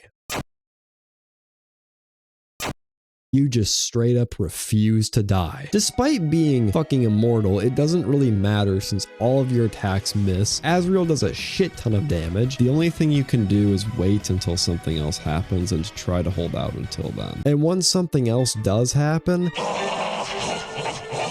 well, it's fucking creepy. Asriel is also looking much more like a god now. You're completely stuck in place here to the point where you can't even talk anymore. The only option here is to struggle, which does absolutely nothing. It's helpless, and Asriel mocks you about how everyone's forgetting more and more about you each time you die. All you can do here is die. You can't save yourself or the game. You can only die and respawn until no one remembers your name. But you realize, wait, there are 6 other dudes that need saving. Bam! You're no longer a helpless little bitch that can't even successfully struggle, and now can save everyone from forgetting about you. It's the big 6 that you spend the majority of the game interacting with, and all of them have reverted back to their worst version of themselves. Papyrus is back to being obsessed with capturing a human. Sans has a depressing, pretty questionable sentence that makes way more sense than the Genocide run. Undyne has a bloodlust against humans. Alphys is guilt and anxiety ridden. Toriel is trying to prevent you from leaving, and Asgore is fighting you because he feels he has to. And the way you save them is by helping them remember key aspects you did with each of them. So when you hug Toriel and tell her that you're going to see her again, well, it's fucking sad, but it also helps her remember you. Everything you did with each monster pays off by helping each of them remember who they are again, just by remembering what you two did together. Now, I'd expect that to be it at this point. Every one of the major souls that you saved are themselves again, so maybe they just team up with the human souls, fuck Asriel's ass like they did with Omega Flowey. But that doesn't happen because there's one last monster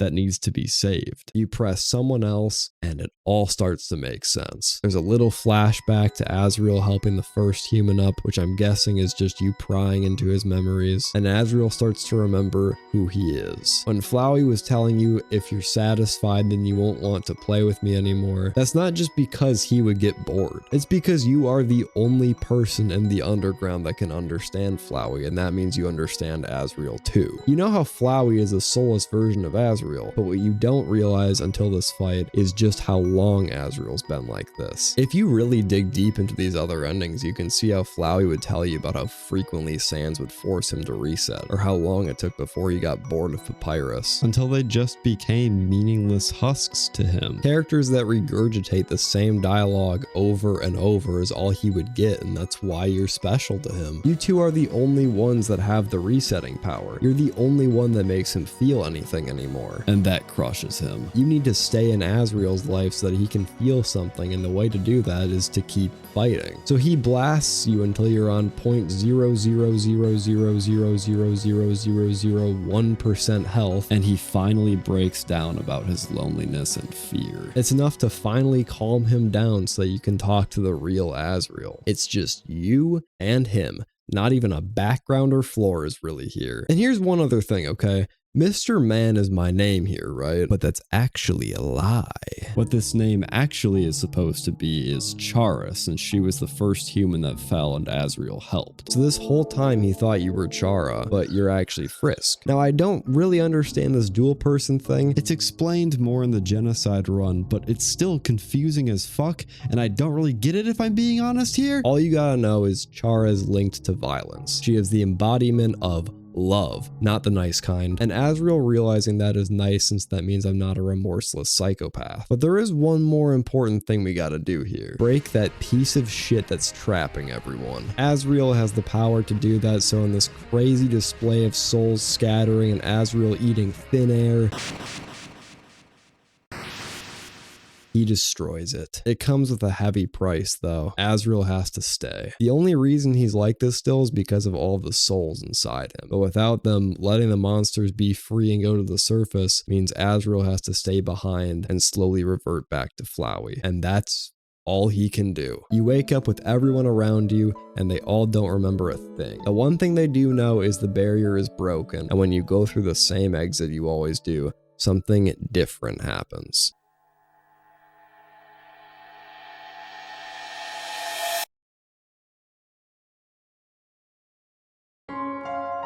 You get to see the surface with your friends standing beside you. It's this moment of peace that's really rare to find in Undertale. Everyone wants to go see the rest of the world, except for Sans, and you get to see what happens to everyone in the credits. Sans pisses Papyrus off, Mettaton naps to Bluke, and Burger Pants get to perform for people, Undyne and Elfies have sex, and you get butterscotch pie from Toriel. That's the Pacifist run. It's emotionally exhausting at the end, but it's by far the best ending in the game. It's not just the same game again. The lab is the obvious crown jewel for the Pacifist run, but being a pacifist also forces you to interact with the world in a completely different way. The monsters you might have just ran away from or killed turn into monsters that you can genuinely care about, with the lab giving you even more reason to care about how this monster might have been affected by all the shit that went down there. The hangout sessions are a simple idea that turns stupid quick, but they also let you understand all the monsters more. Even if monsters like Asgore aren't given one, you still get to know more about him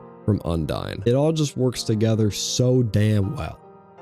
Except for one thing. When I got through the Pacifist run, Asriel sacrificing himself so everyone could be free was really fucking sad. He's doomed to wilt back to Flowey, not being able to feel love, compassion, anything. But I also thought he wasn't able to leave the underground since he's staying down here anyway. Like, why the hell would he stay down here if he wasn't trapped? He must be trapped then. And then I realized when making this video, wait a minute, he's not trapped at all. Asriel can leave the underground whenever he damn well pleases, and it's a lot less sad and a lot more stupid when you realize that. I guess the reason Asriel stays down here is because he doesn't want to hurt anyone in any way, but he could just, you know, come up with everyone else so they can try to help him. I really thought that Asriel was the one monster that's able to be spared but not saved. That's also why I got this idea that, ooh, maybe a true ending would happen if I do a genocide run, since, well, maybe Frisk gets it in her head that she's got to try something else to save Asriel. I mean, that wouldn't make a whole lot of sense, but I gotta try it, I guess. Then maybe he'd be saved even if everyone else is dead, huh?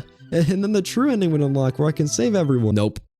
A true ending doesn't exist. I mean, it does. It's the fucking pacifist route, but I imagine there would be a neutral, good, bad, and true ending where everyone is saved, and not this dumbass shit where Asriel becomes a masochist. Besides that fucking rant, though, yeah, the pacifist run is amazing. It's fun. It actually gets you to care about random shit. It's charming, but I knew I still had one more run to go. The one that would tear down every relationship that was previously built up. And I'm gonna be honest, I was really dreading this one.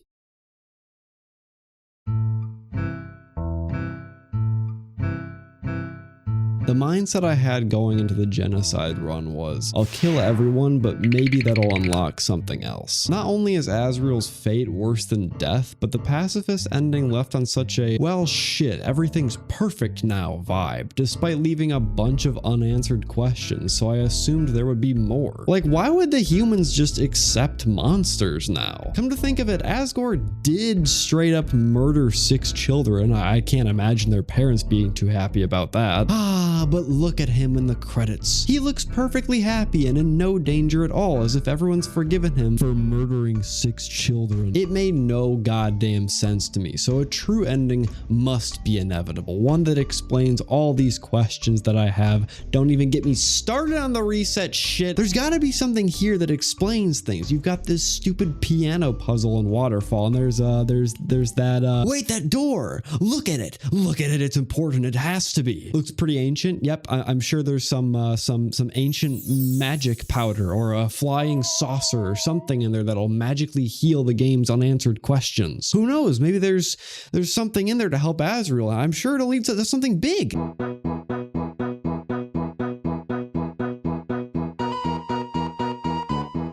I was very wrong. None of these questions get answered and things are perfect in the Pacifist run just because it's the good ending. The credits roll and then a big Undertale pops up, so I guess this is the end. You know, maybe there's something else. Never mind. So many unanswered questions that are just left to fucking rot, and you feel accomplished and happy, sure, but at the same time there's this emptiness in you that doesn't go away. The only thing you can go off of is what happens when you boot up the game again. Flowey pops up and he's immediately worried. You're here to reset everything, despite everyone already experiencing the surface where they can be happy. You are quite literally the only threat left, now and forever. All Flowey can do here is beg you not to reset everything. But Flowey, I'm making a video. Once you get past him, there's a new option for resetting, a true reset. Before, if you reset, some of the monsters would still remember a bit of you, mainly with Papyrus recalling you as an old friend. But a true reset is where everyone's memories are completely wiped. Basically, everything you've done is meaningless if you click this button.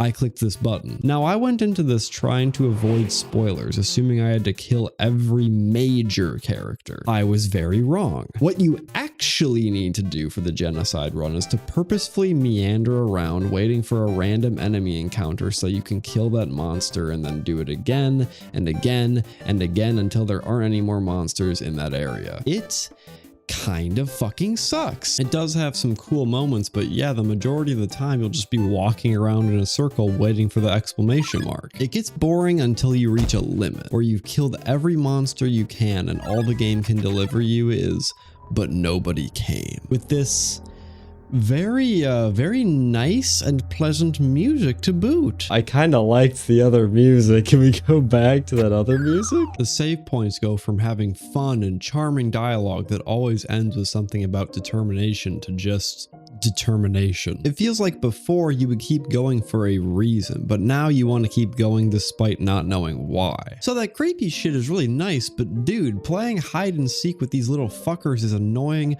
boring, and not well explained. The Genocide run itself isn't explained at all, unlike the Pacifist run, so I ended up having to look up a guide and hope I didn't get any spoilers again. The description sums it up perfectly. Now, the Genocide ending is by far the most optional ending, so it's not horrible that nothing is explained, but man, there are some massive moments in the Genocide run that make the game feel more complete. And since it's not explained, you get dipshits like me who play through the whole game again, only to realize that it was a neutral run in disguise this whole time. Even though I killed every single major monster, it didn't matter. Practically everything plays out the same, except Sans tells you to go to hell, and I kill Azrael as his face slowly fades away from the flower until it's completely gone. No more self-loathing for all eternity, bitch. So I watched the tutorial video angrily, come back to the game, and my reward for figuring the run out is this.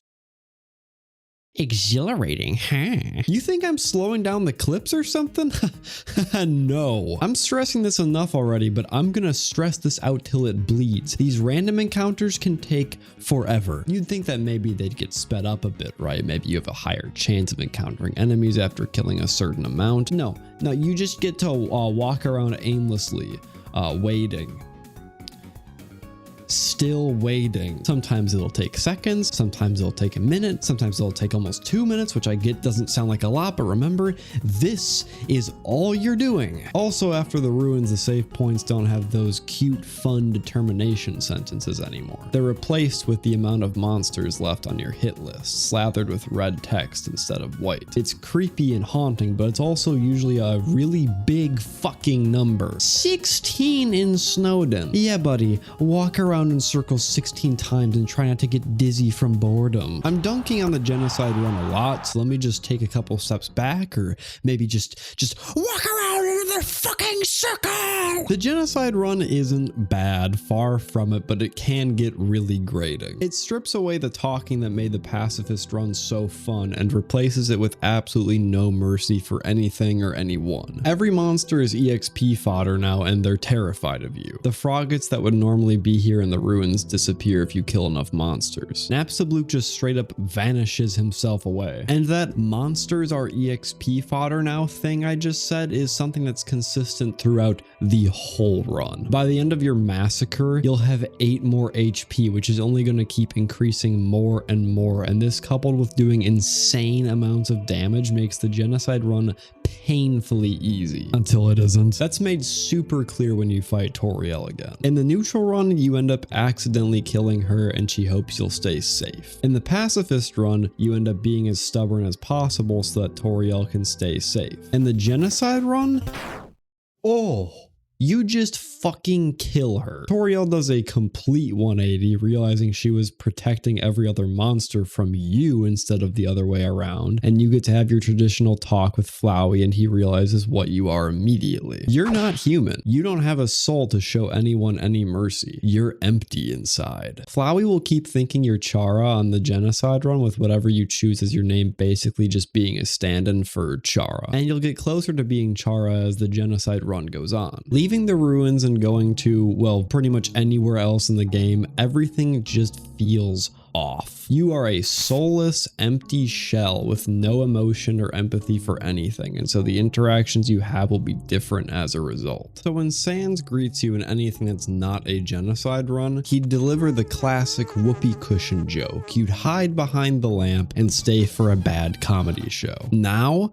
there's none of that. Frisk doesn't care about anything, so she doesn't have an expression for Sans at all. Well, you'd think that Papyrus would at least be excited to see you, right? You are a human after all, something he desperately wants to capture. But Papyrus doesn't acknowledge that you're a human despite standing right in front of him. You're soulless. This isn't just the conversations that are off. Puzzles that would normally be dumb, stupid fun are now just obstacles that are making it take longer for you to kill everyone. So every puzzle that Papyrus starts, besides the one that could genuinely kill you, you just ruin it. The puzzle with the sheet of paper goes from you having a choice on if crossword or junior jumble is harder to Sans agreeing with Papyrus on junior jumble being harder, so you don't get to have a choice. The last puzzle is already solved. This whole area is devoid of fun, stupid shit now. Although you do get to blast Jerry's chrome dome, so it's not all bad. Another fucked interaction is that snowman up top that wants you to carry a piece of him with you to the surface. So in the neutral run, that's what that call from Sans was about, since you could get that snow piece to the surface and make the dude happy. But the thing about that piece is it's also a really good healing item, so if you use it, it'll make you feel like shit, but you'll survive longer. Or you refuse to use it and take it to the surface, which makes the game harder, but you feel better. On the Genocide run, fuck it. Tear down the snowman!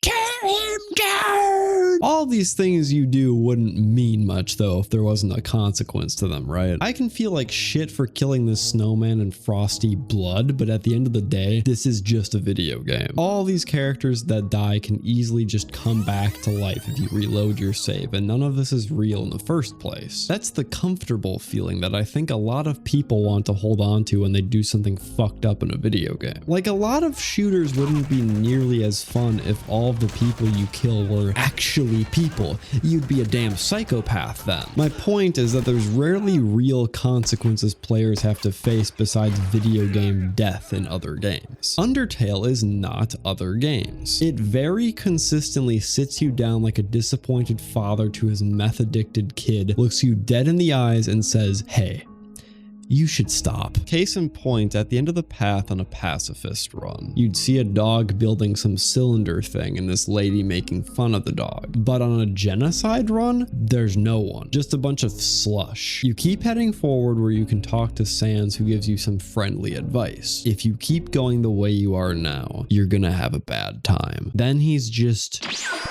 gone. Damn, he even took the music with him. You head into Snowden and the whole place is abandoned except for that eerie fucking music to keep you company. The shopkeeper is gone, which means you can take every item and steal all of the money, giving you everything you need to kill everyone. But there's also a new option now. Read. Well, let's see what it says. Oh. Grillby's was a thriving pub and now has no one in it. The houses stare you down. The library shuns you. Papyrus and Sand's house is locked. Snowden went from a fairly populated and cute, welcoming town to literally every single part of this town wanting you gone. There's a guy still waiting at the end though. Papyrus. Now Papyrus is still here because he believes that you can change.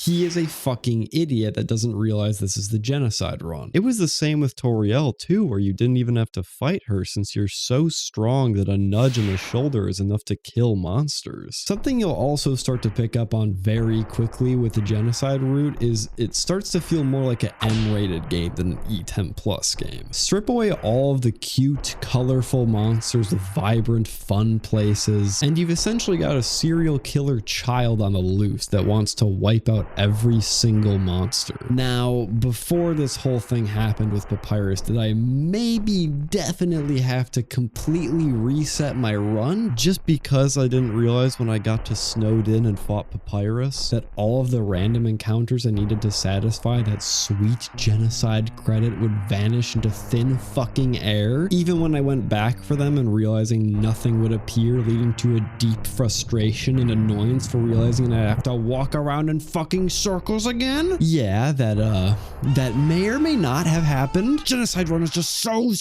fun. Okay, the Genocide run is extremely fucking tedious, but there's a reason why people talk about it fondly despite the random encounter mess. Waterfall is one of those reasons. When you enter it, this haunting music hums in your ears. What's crazy is Waterfall is one of the most normal places in this route, and yet it's one of the most memorable for me because of the music. Honestly, it sounds worse than the Pacifist problems where it's just the same game repeating itself, except it's littered with small exceptions. Sans is never at his hot dog stands. The shopkeeper hates you now. Undyne doesn't have a chat with Papyrus. That is what makes the Genocide run feel important. The emptiness. The goal is to make the underground empty just because you're an asshole. Mad Dummy gets to learn this the hard way. He gets so fucking pissed at you that this unbridled emotion lets the dummy fuse back with his body. That's so nice. He's glad dummy now. Boy, I'm so happy for the dude. Hey, what the fuck?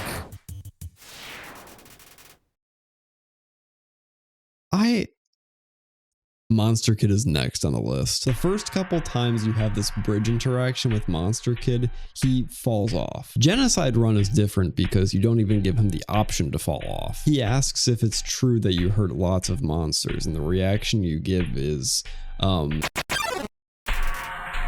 very murderous. So you have two options as always: kill a child or spare a child. And the option is pretty obvious. God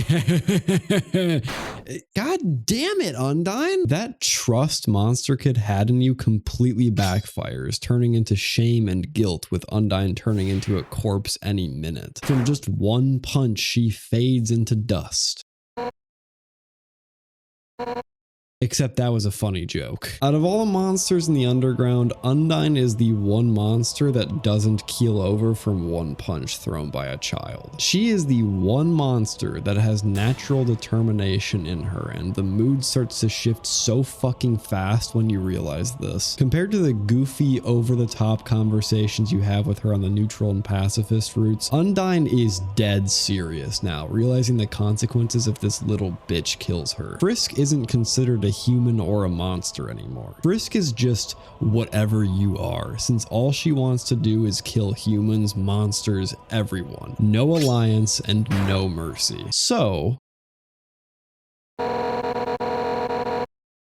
Undyne transforms into an actual challenge. The Undyne you fought on the neutral and pacifist runs was decently tough, I'd say. You had a couple clever tricks here and there, some fast reflex requirements, overall a nice and fun boss fight. Undyne the Undying is nothing like this. The piece of shit arrows are way faster. Instead of a group, there's an army of spears now. The patterns can get unbelievably hard to get down. This is the point where the game basically says, alright fucko, you had your fun and now you're paying the price. And honestly, after all that time spent blazing through the easiest enemies in existence, it feels incredible getting punished. Undyne is a fucking tank compared to everything you fought. Even though you're doing upwards of almost 1,500 damage per blow, she just stands and takes it. And the other thing about the Genocide run that makes it incredible is the soundtrack. Spear of Justice is great and gives the vibe that you're fighting a mighty warrior in a great battle. Battle against a true hero is so much more than that. It feels much more important and epic, and it's fucking bumping the whole time you fight. Everything feels faster and more powerful, not only because it literally is, but because the music amplifies that shit. Until you die. Everything else I've fought so far has been a walking joke. Even the neutral and pacifist run, the only times I would die were mainly to the final bosses. But remember, Genocide is the brutal mode of the game. You will die quite a bit with this undying bastard, whether it be from the sonic speed arrows or spears that want to gangbang you. And it gives people that want a challenge. You start learning the right movements to take, figuring out the patterns, giving the yellow arrows the middle finger until you win. Undyne tells you Elfies is evacuating everyone, and that makes you realize their relationship will never happen now because Undyne melts into dust and you move on like nothing happened. The rest of Hotland feels even more empty than Snowdin. You start off with noticing how the welcome sign is busted, these abandoned sand stands start to feel more ominous, and Elfies is nowhere to be found. Metaton is here instead, and while he's talking about how horrible I am, I started to realize something. The whole Genocide run, you are the one choosing to do everything you do. You kill, you move on like nothing happened, rinse and repeat. But from everything I've seen, everyone ends up resenting Frisk despite the player being the one choosing to keep going. That you just want to see what'll happen next. It's this interesting thing that'll be thrown onto the table in the end, but compared to other games that don't give you a choice, Undertale gives you a choice. When the lab's save point says 40 left, well, I'd rather not be put in the blender again, but that also has more meaning since that's a big fucking number. A number that you can stop from dwindling at any time. In this really bizarro way, this game makes you care more about what you do than you have any right to, despite treating itself way less seriously than other hyper-realistic games by just letting you understand what you could have done differently. Undyne didn't have to die, dude. I just ruined Elfie's chance at having a relationship like the relentless piece of shit I am, and from here on out, I am going to put an end to this. But like, I kind of want to see what happens if I keep going. That is the mentality the Genocide run creates. The Royal Guards shout they'll avenge Undyne, and you end up killing the one that the other one liked with one blow. He's fucking devastated, and you send him straight to the heavens just like his partner. That was a pretty terrible thing I just did. Maybe I should stop. You stumble across Muffet again. She's disgusted by your sheer presence and decides to fight you.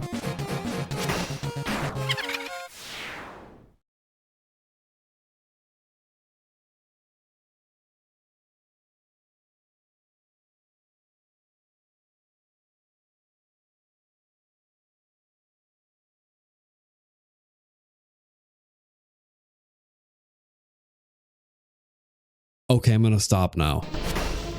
Dude, I gotta see where this goes. That's the Genocide run in a nutshell, and it doesn't miss a chance on telling you how much of a piece of shit you are. Even on a neutral run where you end up killing every monster you see without creating a Genocide run, regular monsters like the Nice Cream guy just make you feel fucking awful. Normally the royal guards take all the nice cream and you can't get any because the dude is sold out. So instead he gives you a big smile. But if you kill the royal guards, he is a little more depressed than usual. Nobody is buying the nice cream, so now he's having a going out of business sale, and that is your fault. The monsters in the alleyway that would normally sell you shit now also resent you, and the options that are replaced are take and steal. The only guy in the underground that feels like he doesn't completely hate you is Burger Pants, and that's only because his entire brain has been warped around working here. It doesn't matter that everyone else left. He hasn't been told to stop working. Thank you, Burger Pants. I'm gonna send more monsters on vacation now. The core is relatively unchanged compared to the other areas in the game, with the Elfie's breakdown being scrapped since she's scared shitless of you. The music is much less depressing than something like Waterfalls, and I think that's because your journey is almost over. It still gives that vibe of,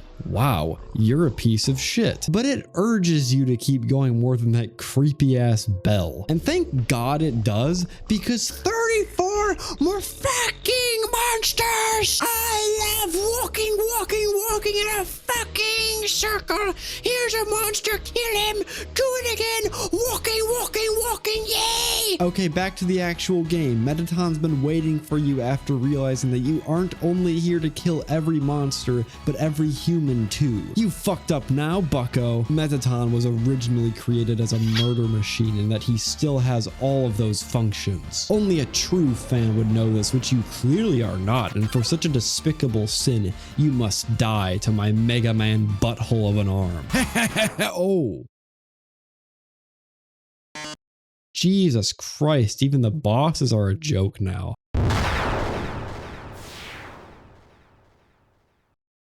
I wish I could say more about this, but I mean, there really isn't much else to say. Compared to the neutral and pacifist runs, the Genocide run has so little in the world. There's just nothing here. Eventually you get to Asgore's house, and instead of playing that blissful and warm theme that would normally play here, you get a depressed version of Small Shock. Even though this house already felt empty, it somehow feels even more empty from the music. You can still find the items here, and they're a bit better now. I don't understand why the locket is beating. I don't understand why the worn dagger is now an actual fucking knife. But what I do understand somehow is the mirror dialogue that you'll find at the end of the hallway. It's something so small, but the mirror says it's me and the drug will be replaced with Chara. But on the neutral and pacifist run, you'll start out at Toriel's house as you, and when you get to Asgore's, the mirror will say, despite everything, it's still you. Something about that hits a little. Despite looking the exact same in both timelines, you're not yourself in one of them, and it makes me feel like I gave up because in the most literal sense, I did, just to see what would happen if I did. You have similar Chara-like dialogue with everything now. Things that would have cute dialogue before are now replaced with nothing useful. This is the point of no return, which is why everything is like this and why everyone sees you as Chara instead of Frisk, starting with Flowey. Flowey remembers what it was like waking up for the first time and realizing he was emotionless. Asgore couldn't help him, Toriel failed him, so he became a soulless asshole until you came along. But now you're gone. Now you get to hear how Flowey killed himself but decided he didn't want to kill himself at the last moment and became determined as a result. The thing that really sticks with me though is how Flowey talks about how he ended up the way he is. At first I used my powers for good, but as time moved forward, he got bored since everything was predictable. A monster's answer was all you would get out of them, and the scariest part is this is exactly how you, the player, would feel playing Undertale. The dialogue in this game is impeccable, but eventually it runs out. The interactions that you have in a game are what makes it so fun, which is why people will inevitably choose killing over talking in any game they play, no matter how fucked up it is. Killing creates conflict, which means the game can continue continue and there will be more interactions. When you talk to a random civilian in Red Dead 2, Postal 2, whatever the fuck, that's all you get. A greet option that might not even go anywhere. But once you start punching the guy, once you start killing people, then the police show up. Now you're interacting with the world in a whole new way and it's exciting. But when it comes to being the good guy, eventually games just run out of steam. There's no skill expression when it comes to reading dialogue boxes and no more playing when everyone's happy. If everyone's happy, then you're not, since the game is over and you have to move on. All Undertale has done is weaponize that mentality against you. There are games like Stardew Valley that really put everything into making a relaxing game, but when it comes to practically every other game, fighting is the fun part. The Genocide run is so much more fun to play than the Pacifist run when it comes to the actual combat part of it. Shit, we haven't even gotten to the good part yet, since those battles are exciting and far more challenging than anything Asriel or Flowey can throw at you. You can always get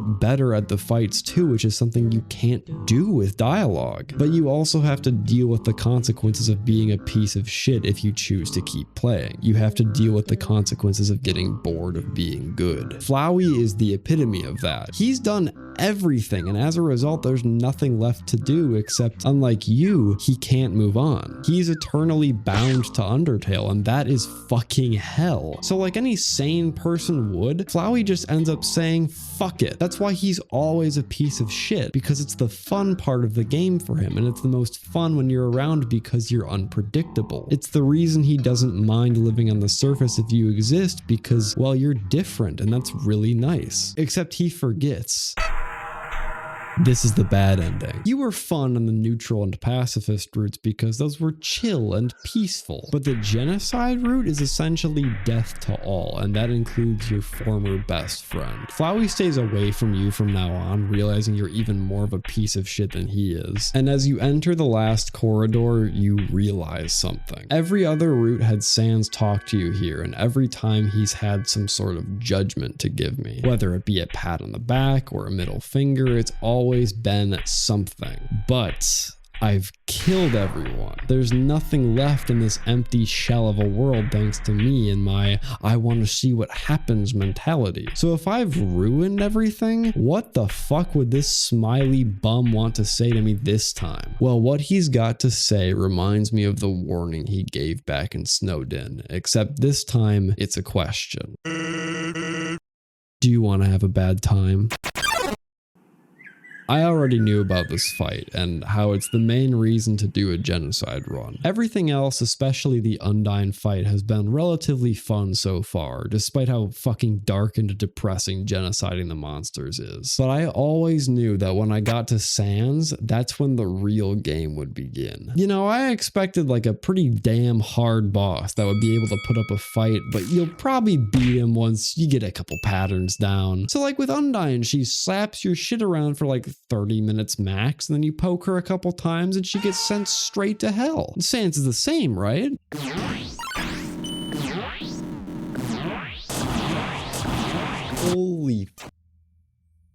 Holy shit. What the fuck? I was very wrong. This is a fucker's fight on the level with Elden Ring bosses when it comes to difficulty, and you are destined to die a lot. But goddamn, there's a song that plays that gets you to keep going. It's iconic, the pinnacle song of the game. Almost every other song on the Genocide route is depressing, but Megalovania makes you feel like you're tearing down walls, because you essentially are. Finale is excellent, Hopes and Dreams fills your heart, and Megalovania is pure unadulterated energy. While it's blasting the background, Sans is delivering your sins right to you. Nightmare laser blasting skulls that require super fast reaction time, pinpoint precision dodging from these bones, karma that drains your health the longer you idle after taking a hit. Shit, the game turns into a fucking platformer a couple times. A fight that blends the attacks together so damn well into the most challenging battle of the whole game. That's not an understatement, by the way. Shit took me almost 4 hours to beat. I didn't even know the noodles fill your health to full, so I didn't grab them. Chara's a sick fuck. It's unbelievably hard and hopeless. Sans has learned he can move 2 inches to the left so none of your attacks land. Karma. Once you get into the second phase, he ends up putting little bones over the fucking text boxes that you have to avoid, meaning you're never safe. Karma. You will die a lot. I cannot understate how fucking difficult Sans is to beat. I remember hearing he was a bitch, but holy shit. This is the ultimate challenge for players that want one, and it's great that it's optional. Good God, a child would not be able to beat this if it was mandatory. They'd only learn what early onset depression is, but you keep learning. You dodge more attacks. You end up attacking more than snacking. Eventually, you get Sans to catch his breath, and he has one last trick up his sleeve. He slams you against the walls and flings you through the bullshit part in Battletoads. And then he fucking snaps. What the fuck? Holy shit.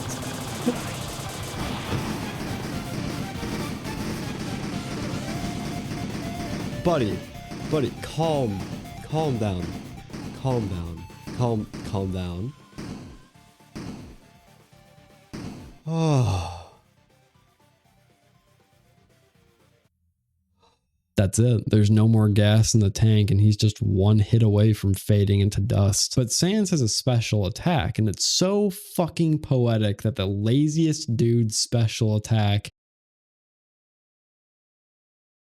is literally nothing. He knows this infinite cycle of fighting will never end unless you quit, and the best way to get someone to quit playing a video game is to make them bored. That's why he just sits there doing nothing. However, you gotta remember that Sans is exhausted and very sleepy. So at first, he'll prevent you from heading over to the fight button. But as time moves forward, his eyes start drooping more and more until eventually he's asleep. And you can move the fucking box that's been trapping you this whole time all the way to where Sans's fate will be sealed. You hit fight.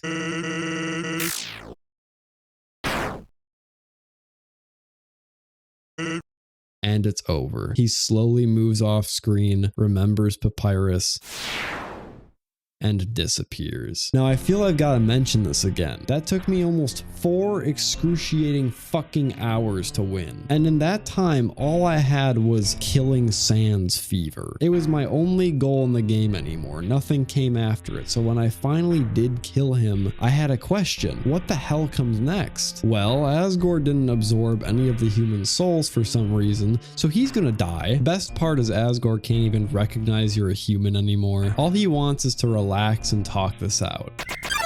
But you don't care. Hell, you don't even have a choice to spare anyone anymore. Chara decides for you.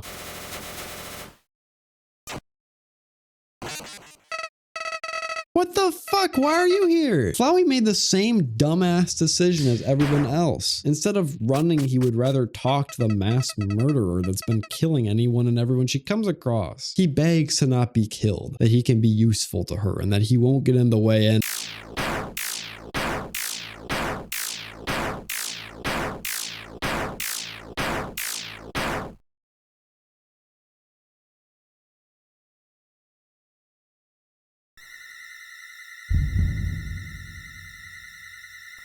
This is Chara, literally just a psycho child. Back when you were killing Sans, he said, "Don't say I didn't warn you." This is what he was talking about. Chara is the merciless asshole that you've been inadvertently reviving this whole time by killing everyone. All of the numbers that would increase was her only desire, but now that there's nothing left, no one to kill, there's no point here anymore. So she wants to erase everything from existence, and you're given the choice to do that or not. Now, erasing the entirety of the underground seems like a bit of a problem to me, so I ended up choosing do not. But remember, the mirror made it clear that I'm not myself anymore, so I'm no longer able to make my own choices.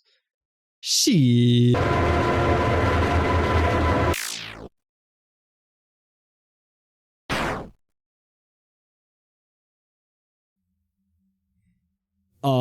She crashes your game just like Flowey did, except this time there's no getting back in. What you have to do here is literally just wait for 10 minutes. This feels pretty damn unnecessary since we could have just opened the game up and then had Chara talk to me immediately. I don't know, this doesn't really feel like a consequence when I can literally just stand up from my desk and go make myself a sandwich. Once those 10 minutes are up, Chara finally gives you an ultimatum. You can hand over your soul and Undertale will come back. If you refuse, the game is kind of just fucked. But man, that wouldn't be much of a consequence if that was literally all the game had to throw at me. However, that's not the only consequence. Let's say you do a pacifist run again and you do everything right despite not having a soul. After the credits roll, normally you'd see Toriel giving you a slice of pie or a picture of everyone living happily together. But when you're soulless, something different happens. After Toriel shuts the door, Frisk turns into Chara with glowing red eyes. There's that fucking laugh again,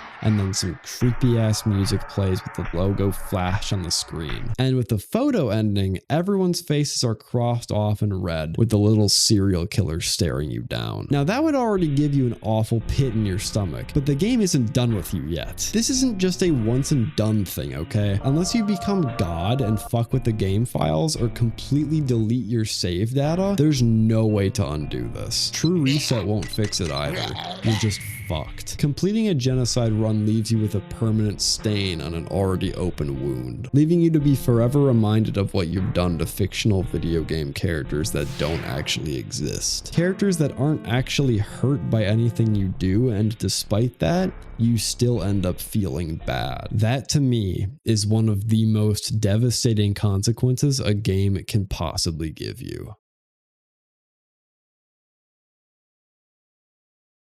Throughout the whole game, you start to learn and understand everyone more and more. Toriel is understood better on the pacifist route along with Papyrus, Undyne, and Elfies. You get to understand Asgore more on the neutral route. Flowey is an elusive little eel for a fucking flower, someone you can never truly figure out until you do a genocide run where he's willing to be fully open to you. And you're able to understand yourself better on every route you take. It's a consistent theme that's spread throughout every character.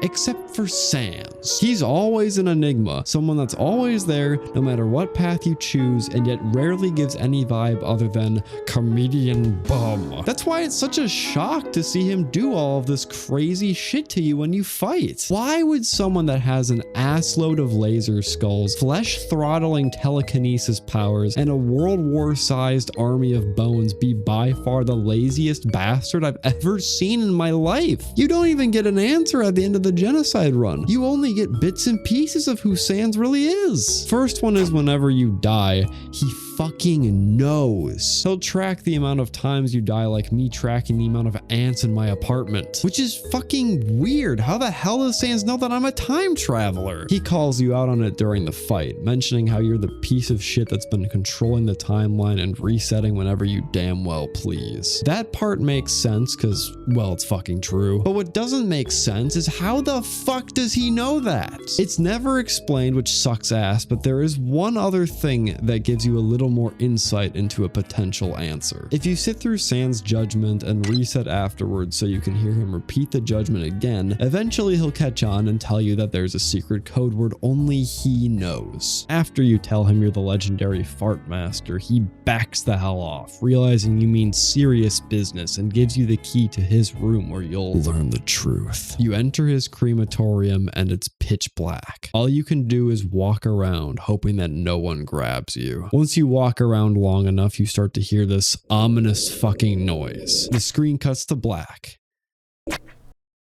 And you feel like a fucking fool. That would be a big bunch of nothing though. No answers to any of the questions I have, but that's not everything here. There's a silver key in this drawer. You grab it, walk to the back of the house, and things start to make a little more sense. It's a fairly empty place that only has a blueprint, some drawers, and something with a curtain draped over it. The drawer has a photo album inside with some monsters that Sans knows, but you don't. The blueprint probably has something to do with the broken machine that's hidden behind the curtain, but that's all you have to go off of for who Sans really is, and you have to make your own conclusions because of that. My conclusion is that Sans is someone that knows way more than he has any right to. You don't know how, but he does. He's someone that learned everyone is stuck in a hopeless time loop caused by an anomaly that can do whatever they want. And once you realize this, things start to click a little. Sans walking away from the surface at the pacifist ending makes sense now, since he knows there's nothing to really gain from the surface. Everyone will just be reset back to the underground anyway. He's lazy because nothing matters to him. Once Frisk fell down, Sans was essentially time locked, and the absolute worst part is there's nothing he could do about it. The only way for everything to truly end for him and everyone else is for you to let Undertale go. There's this part at the MTT resort where in a different timeline you have a chat with Sans. He tries to persuade you to give up on seeing the surface and to live down here with everyone else. The first time you hear this, you get maybe a protective vibe. Maybe he's just afraid that Asgore will kill you, and he did also promise Toriel that you'd be safe. But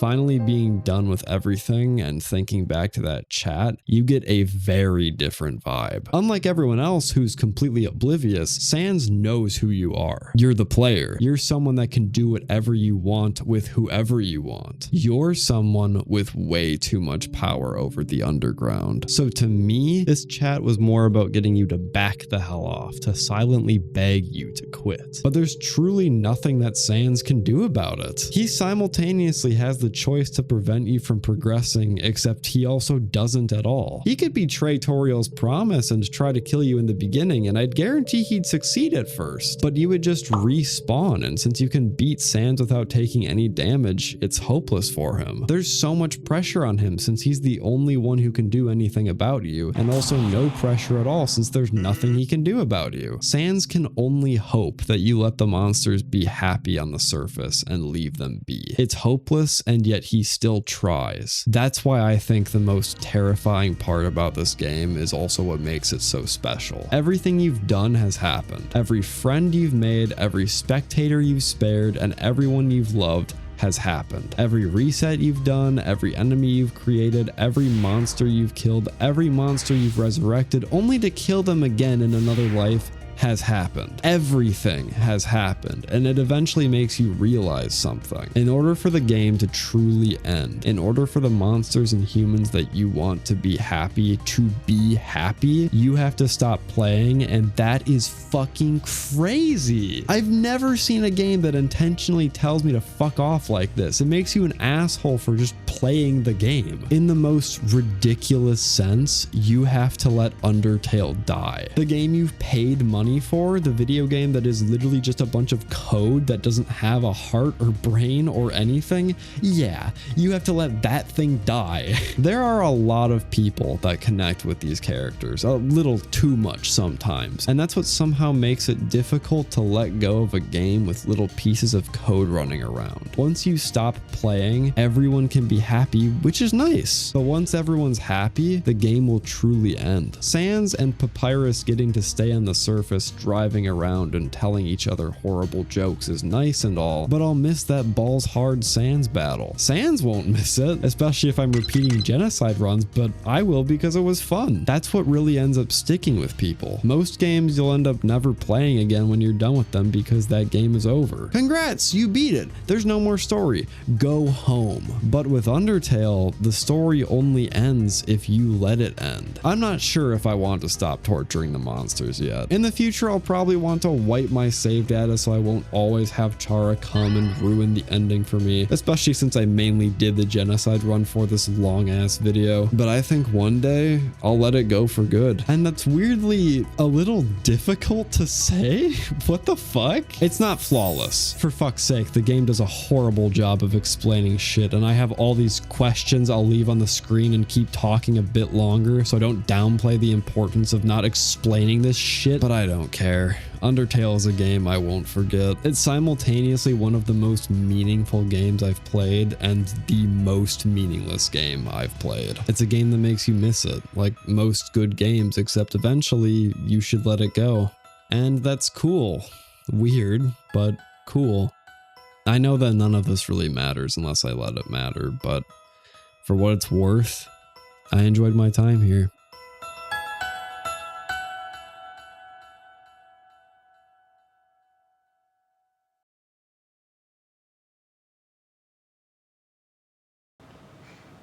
Holy shit, you made it all the way to the end.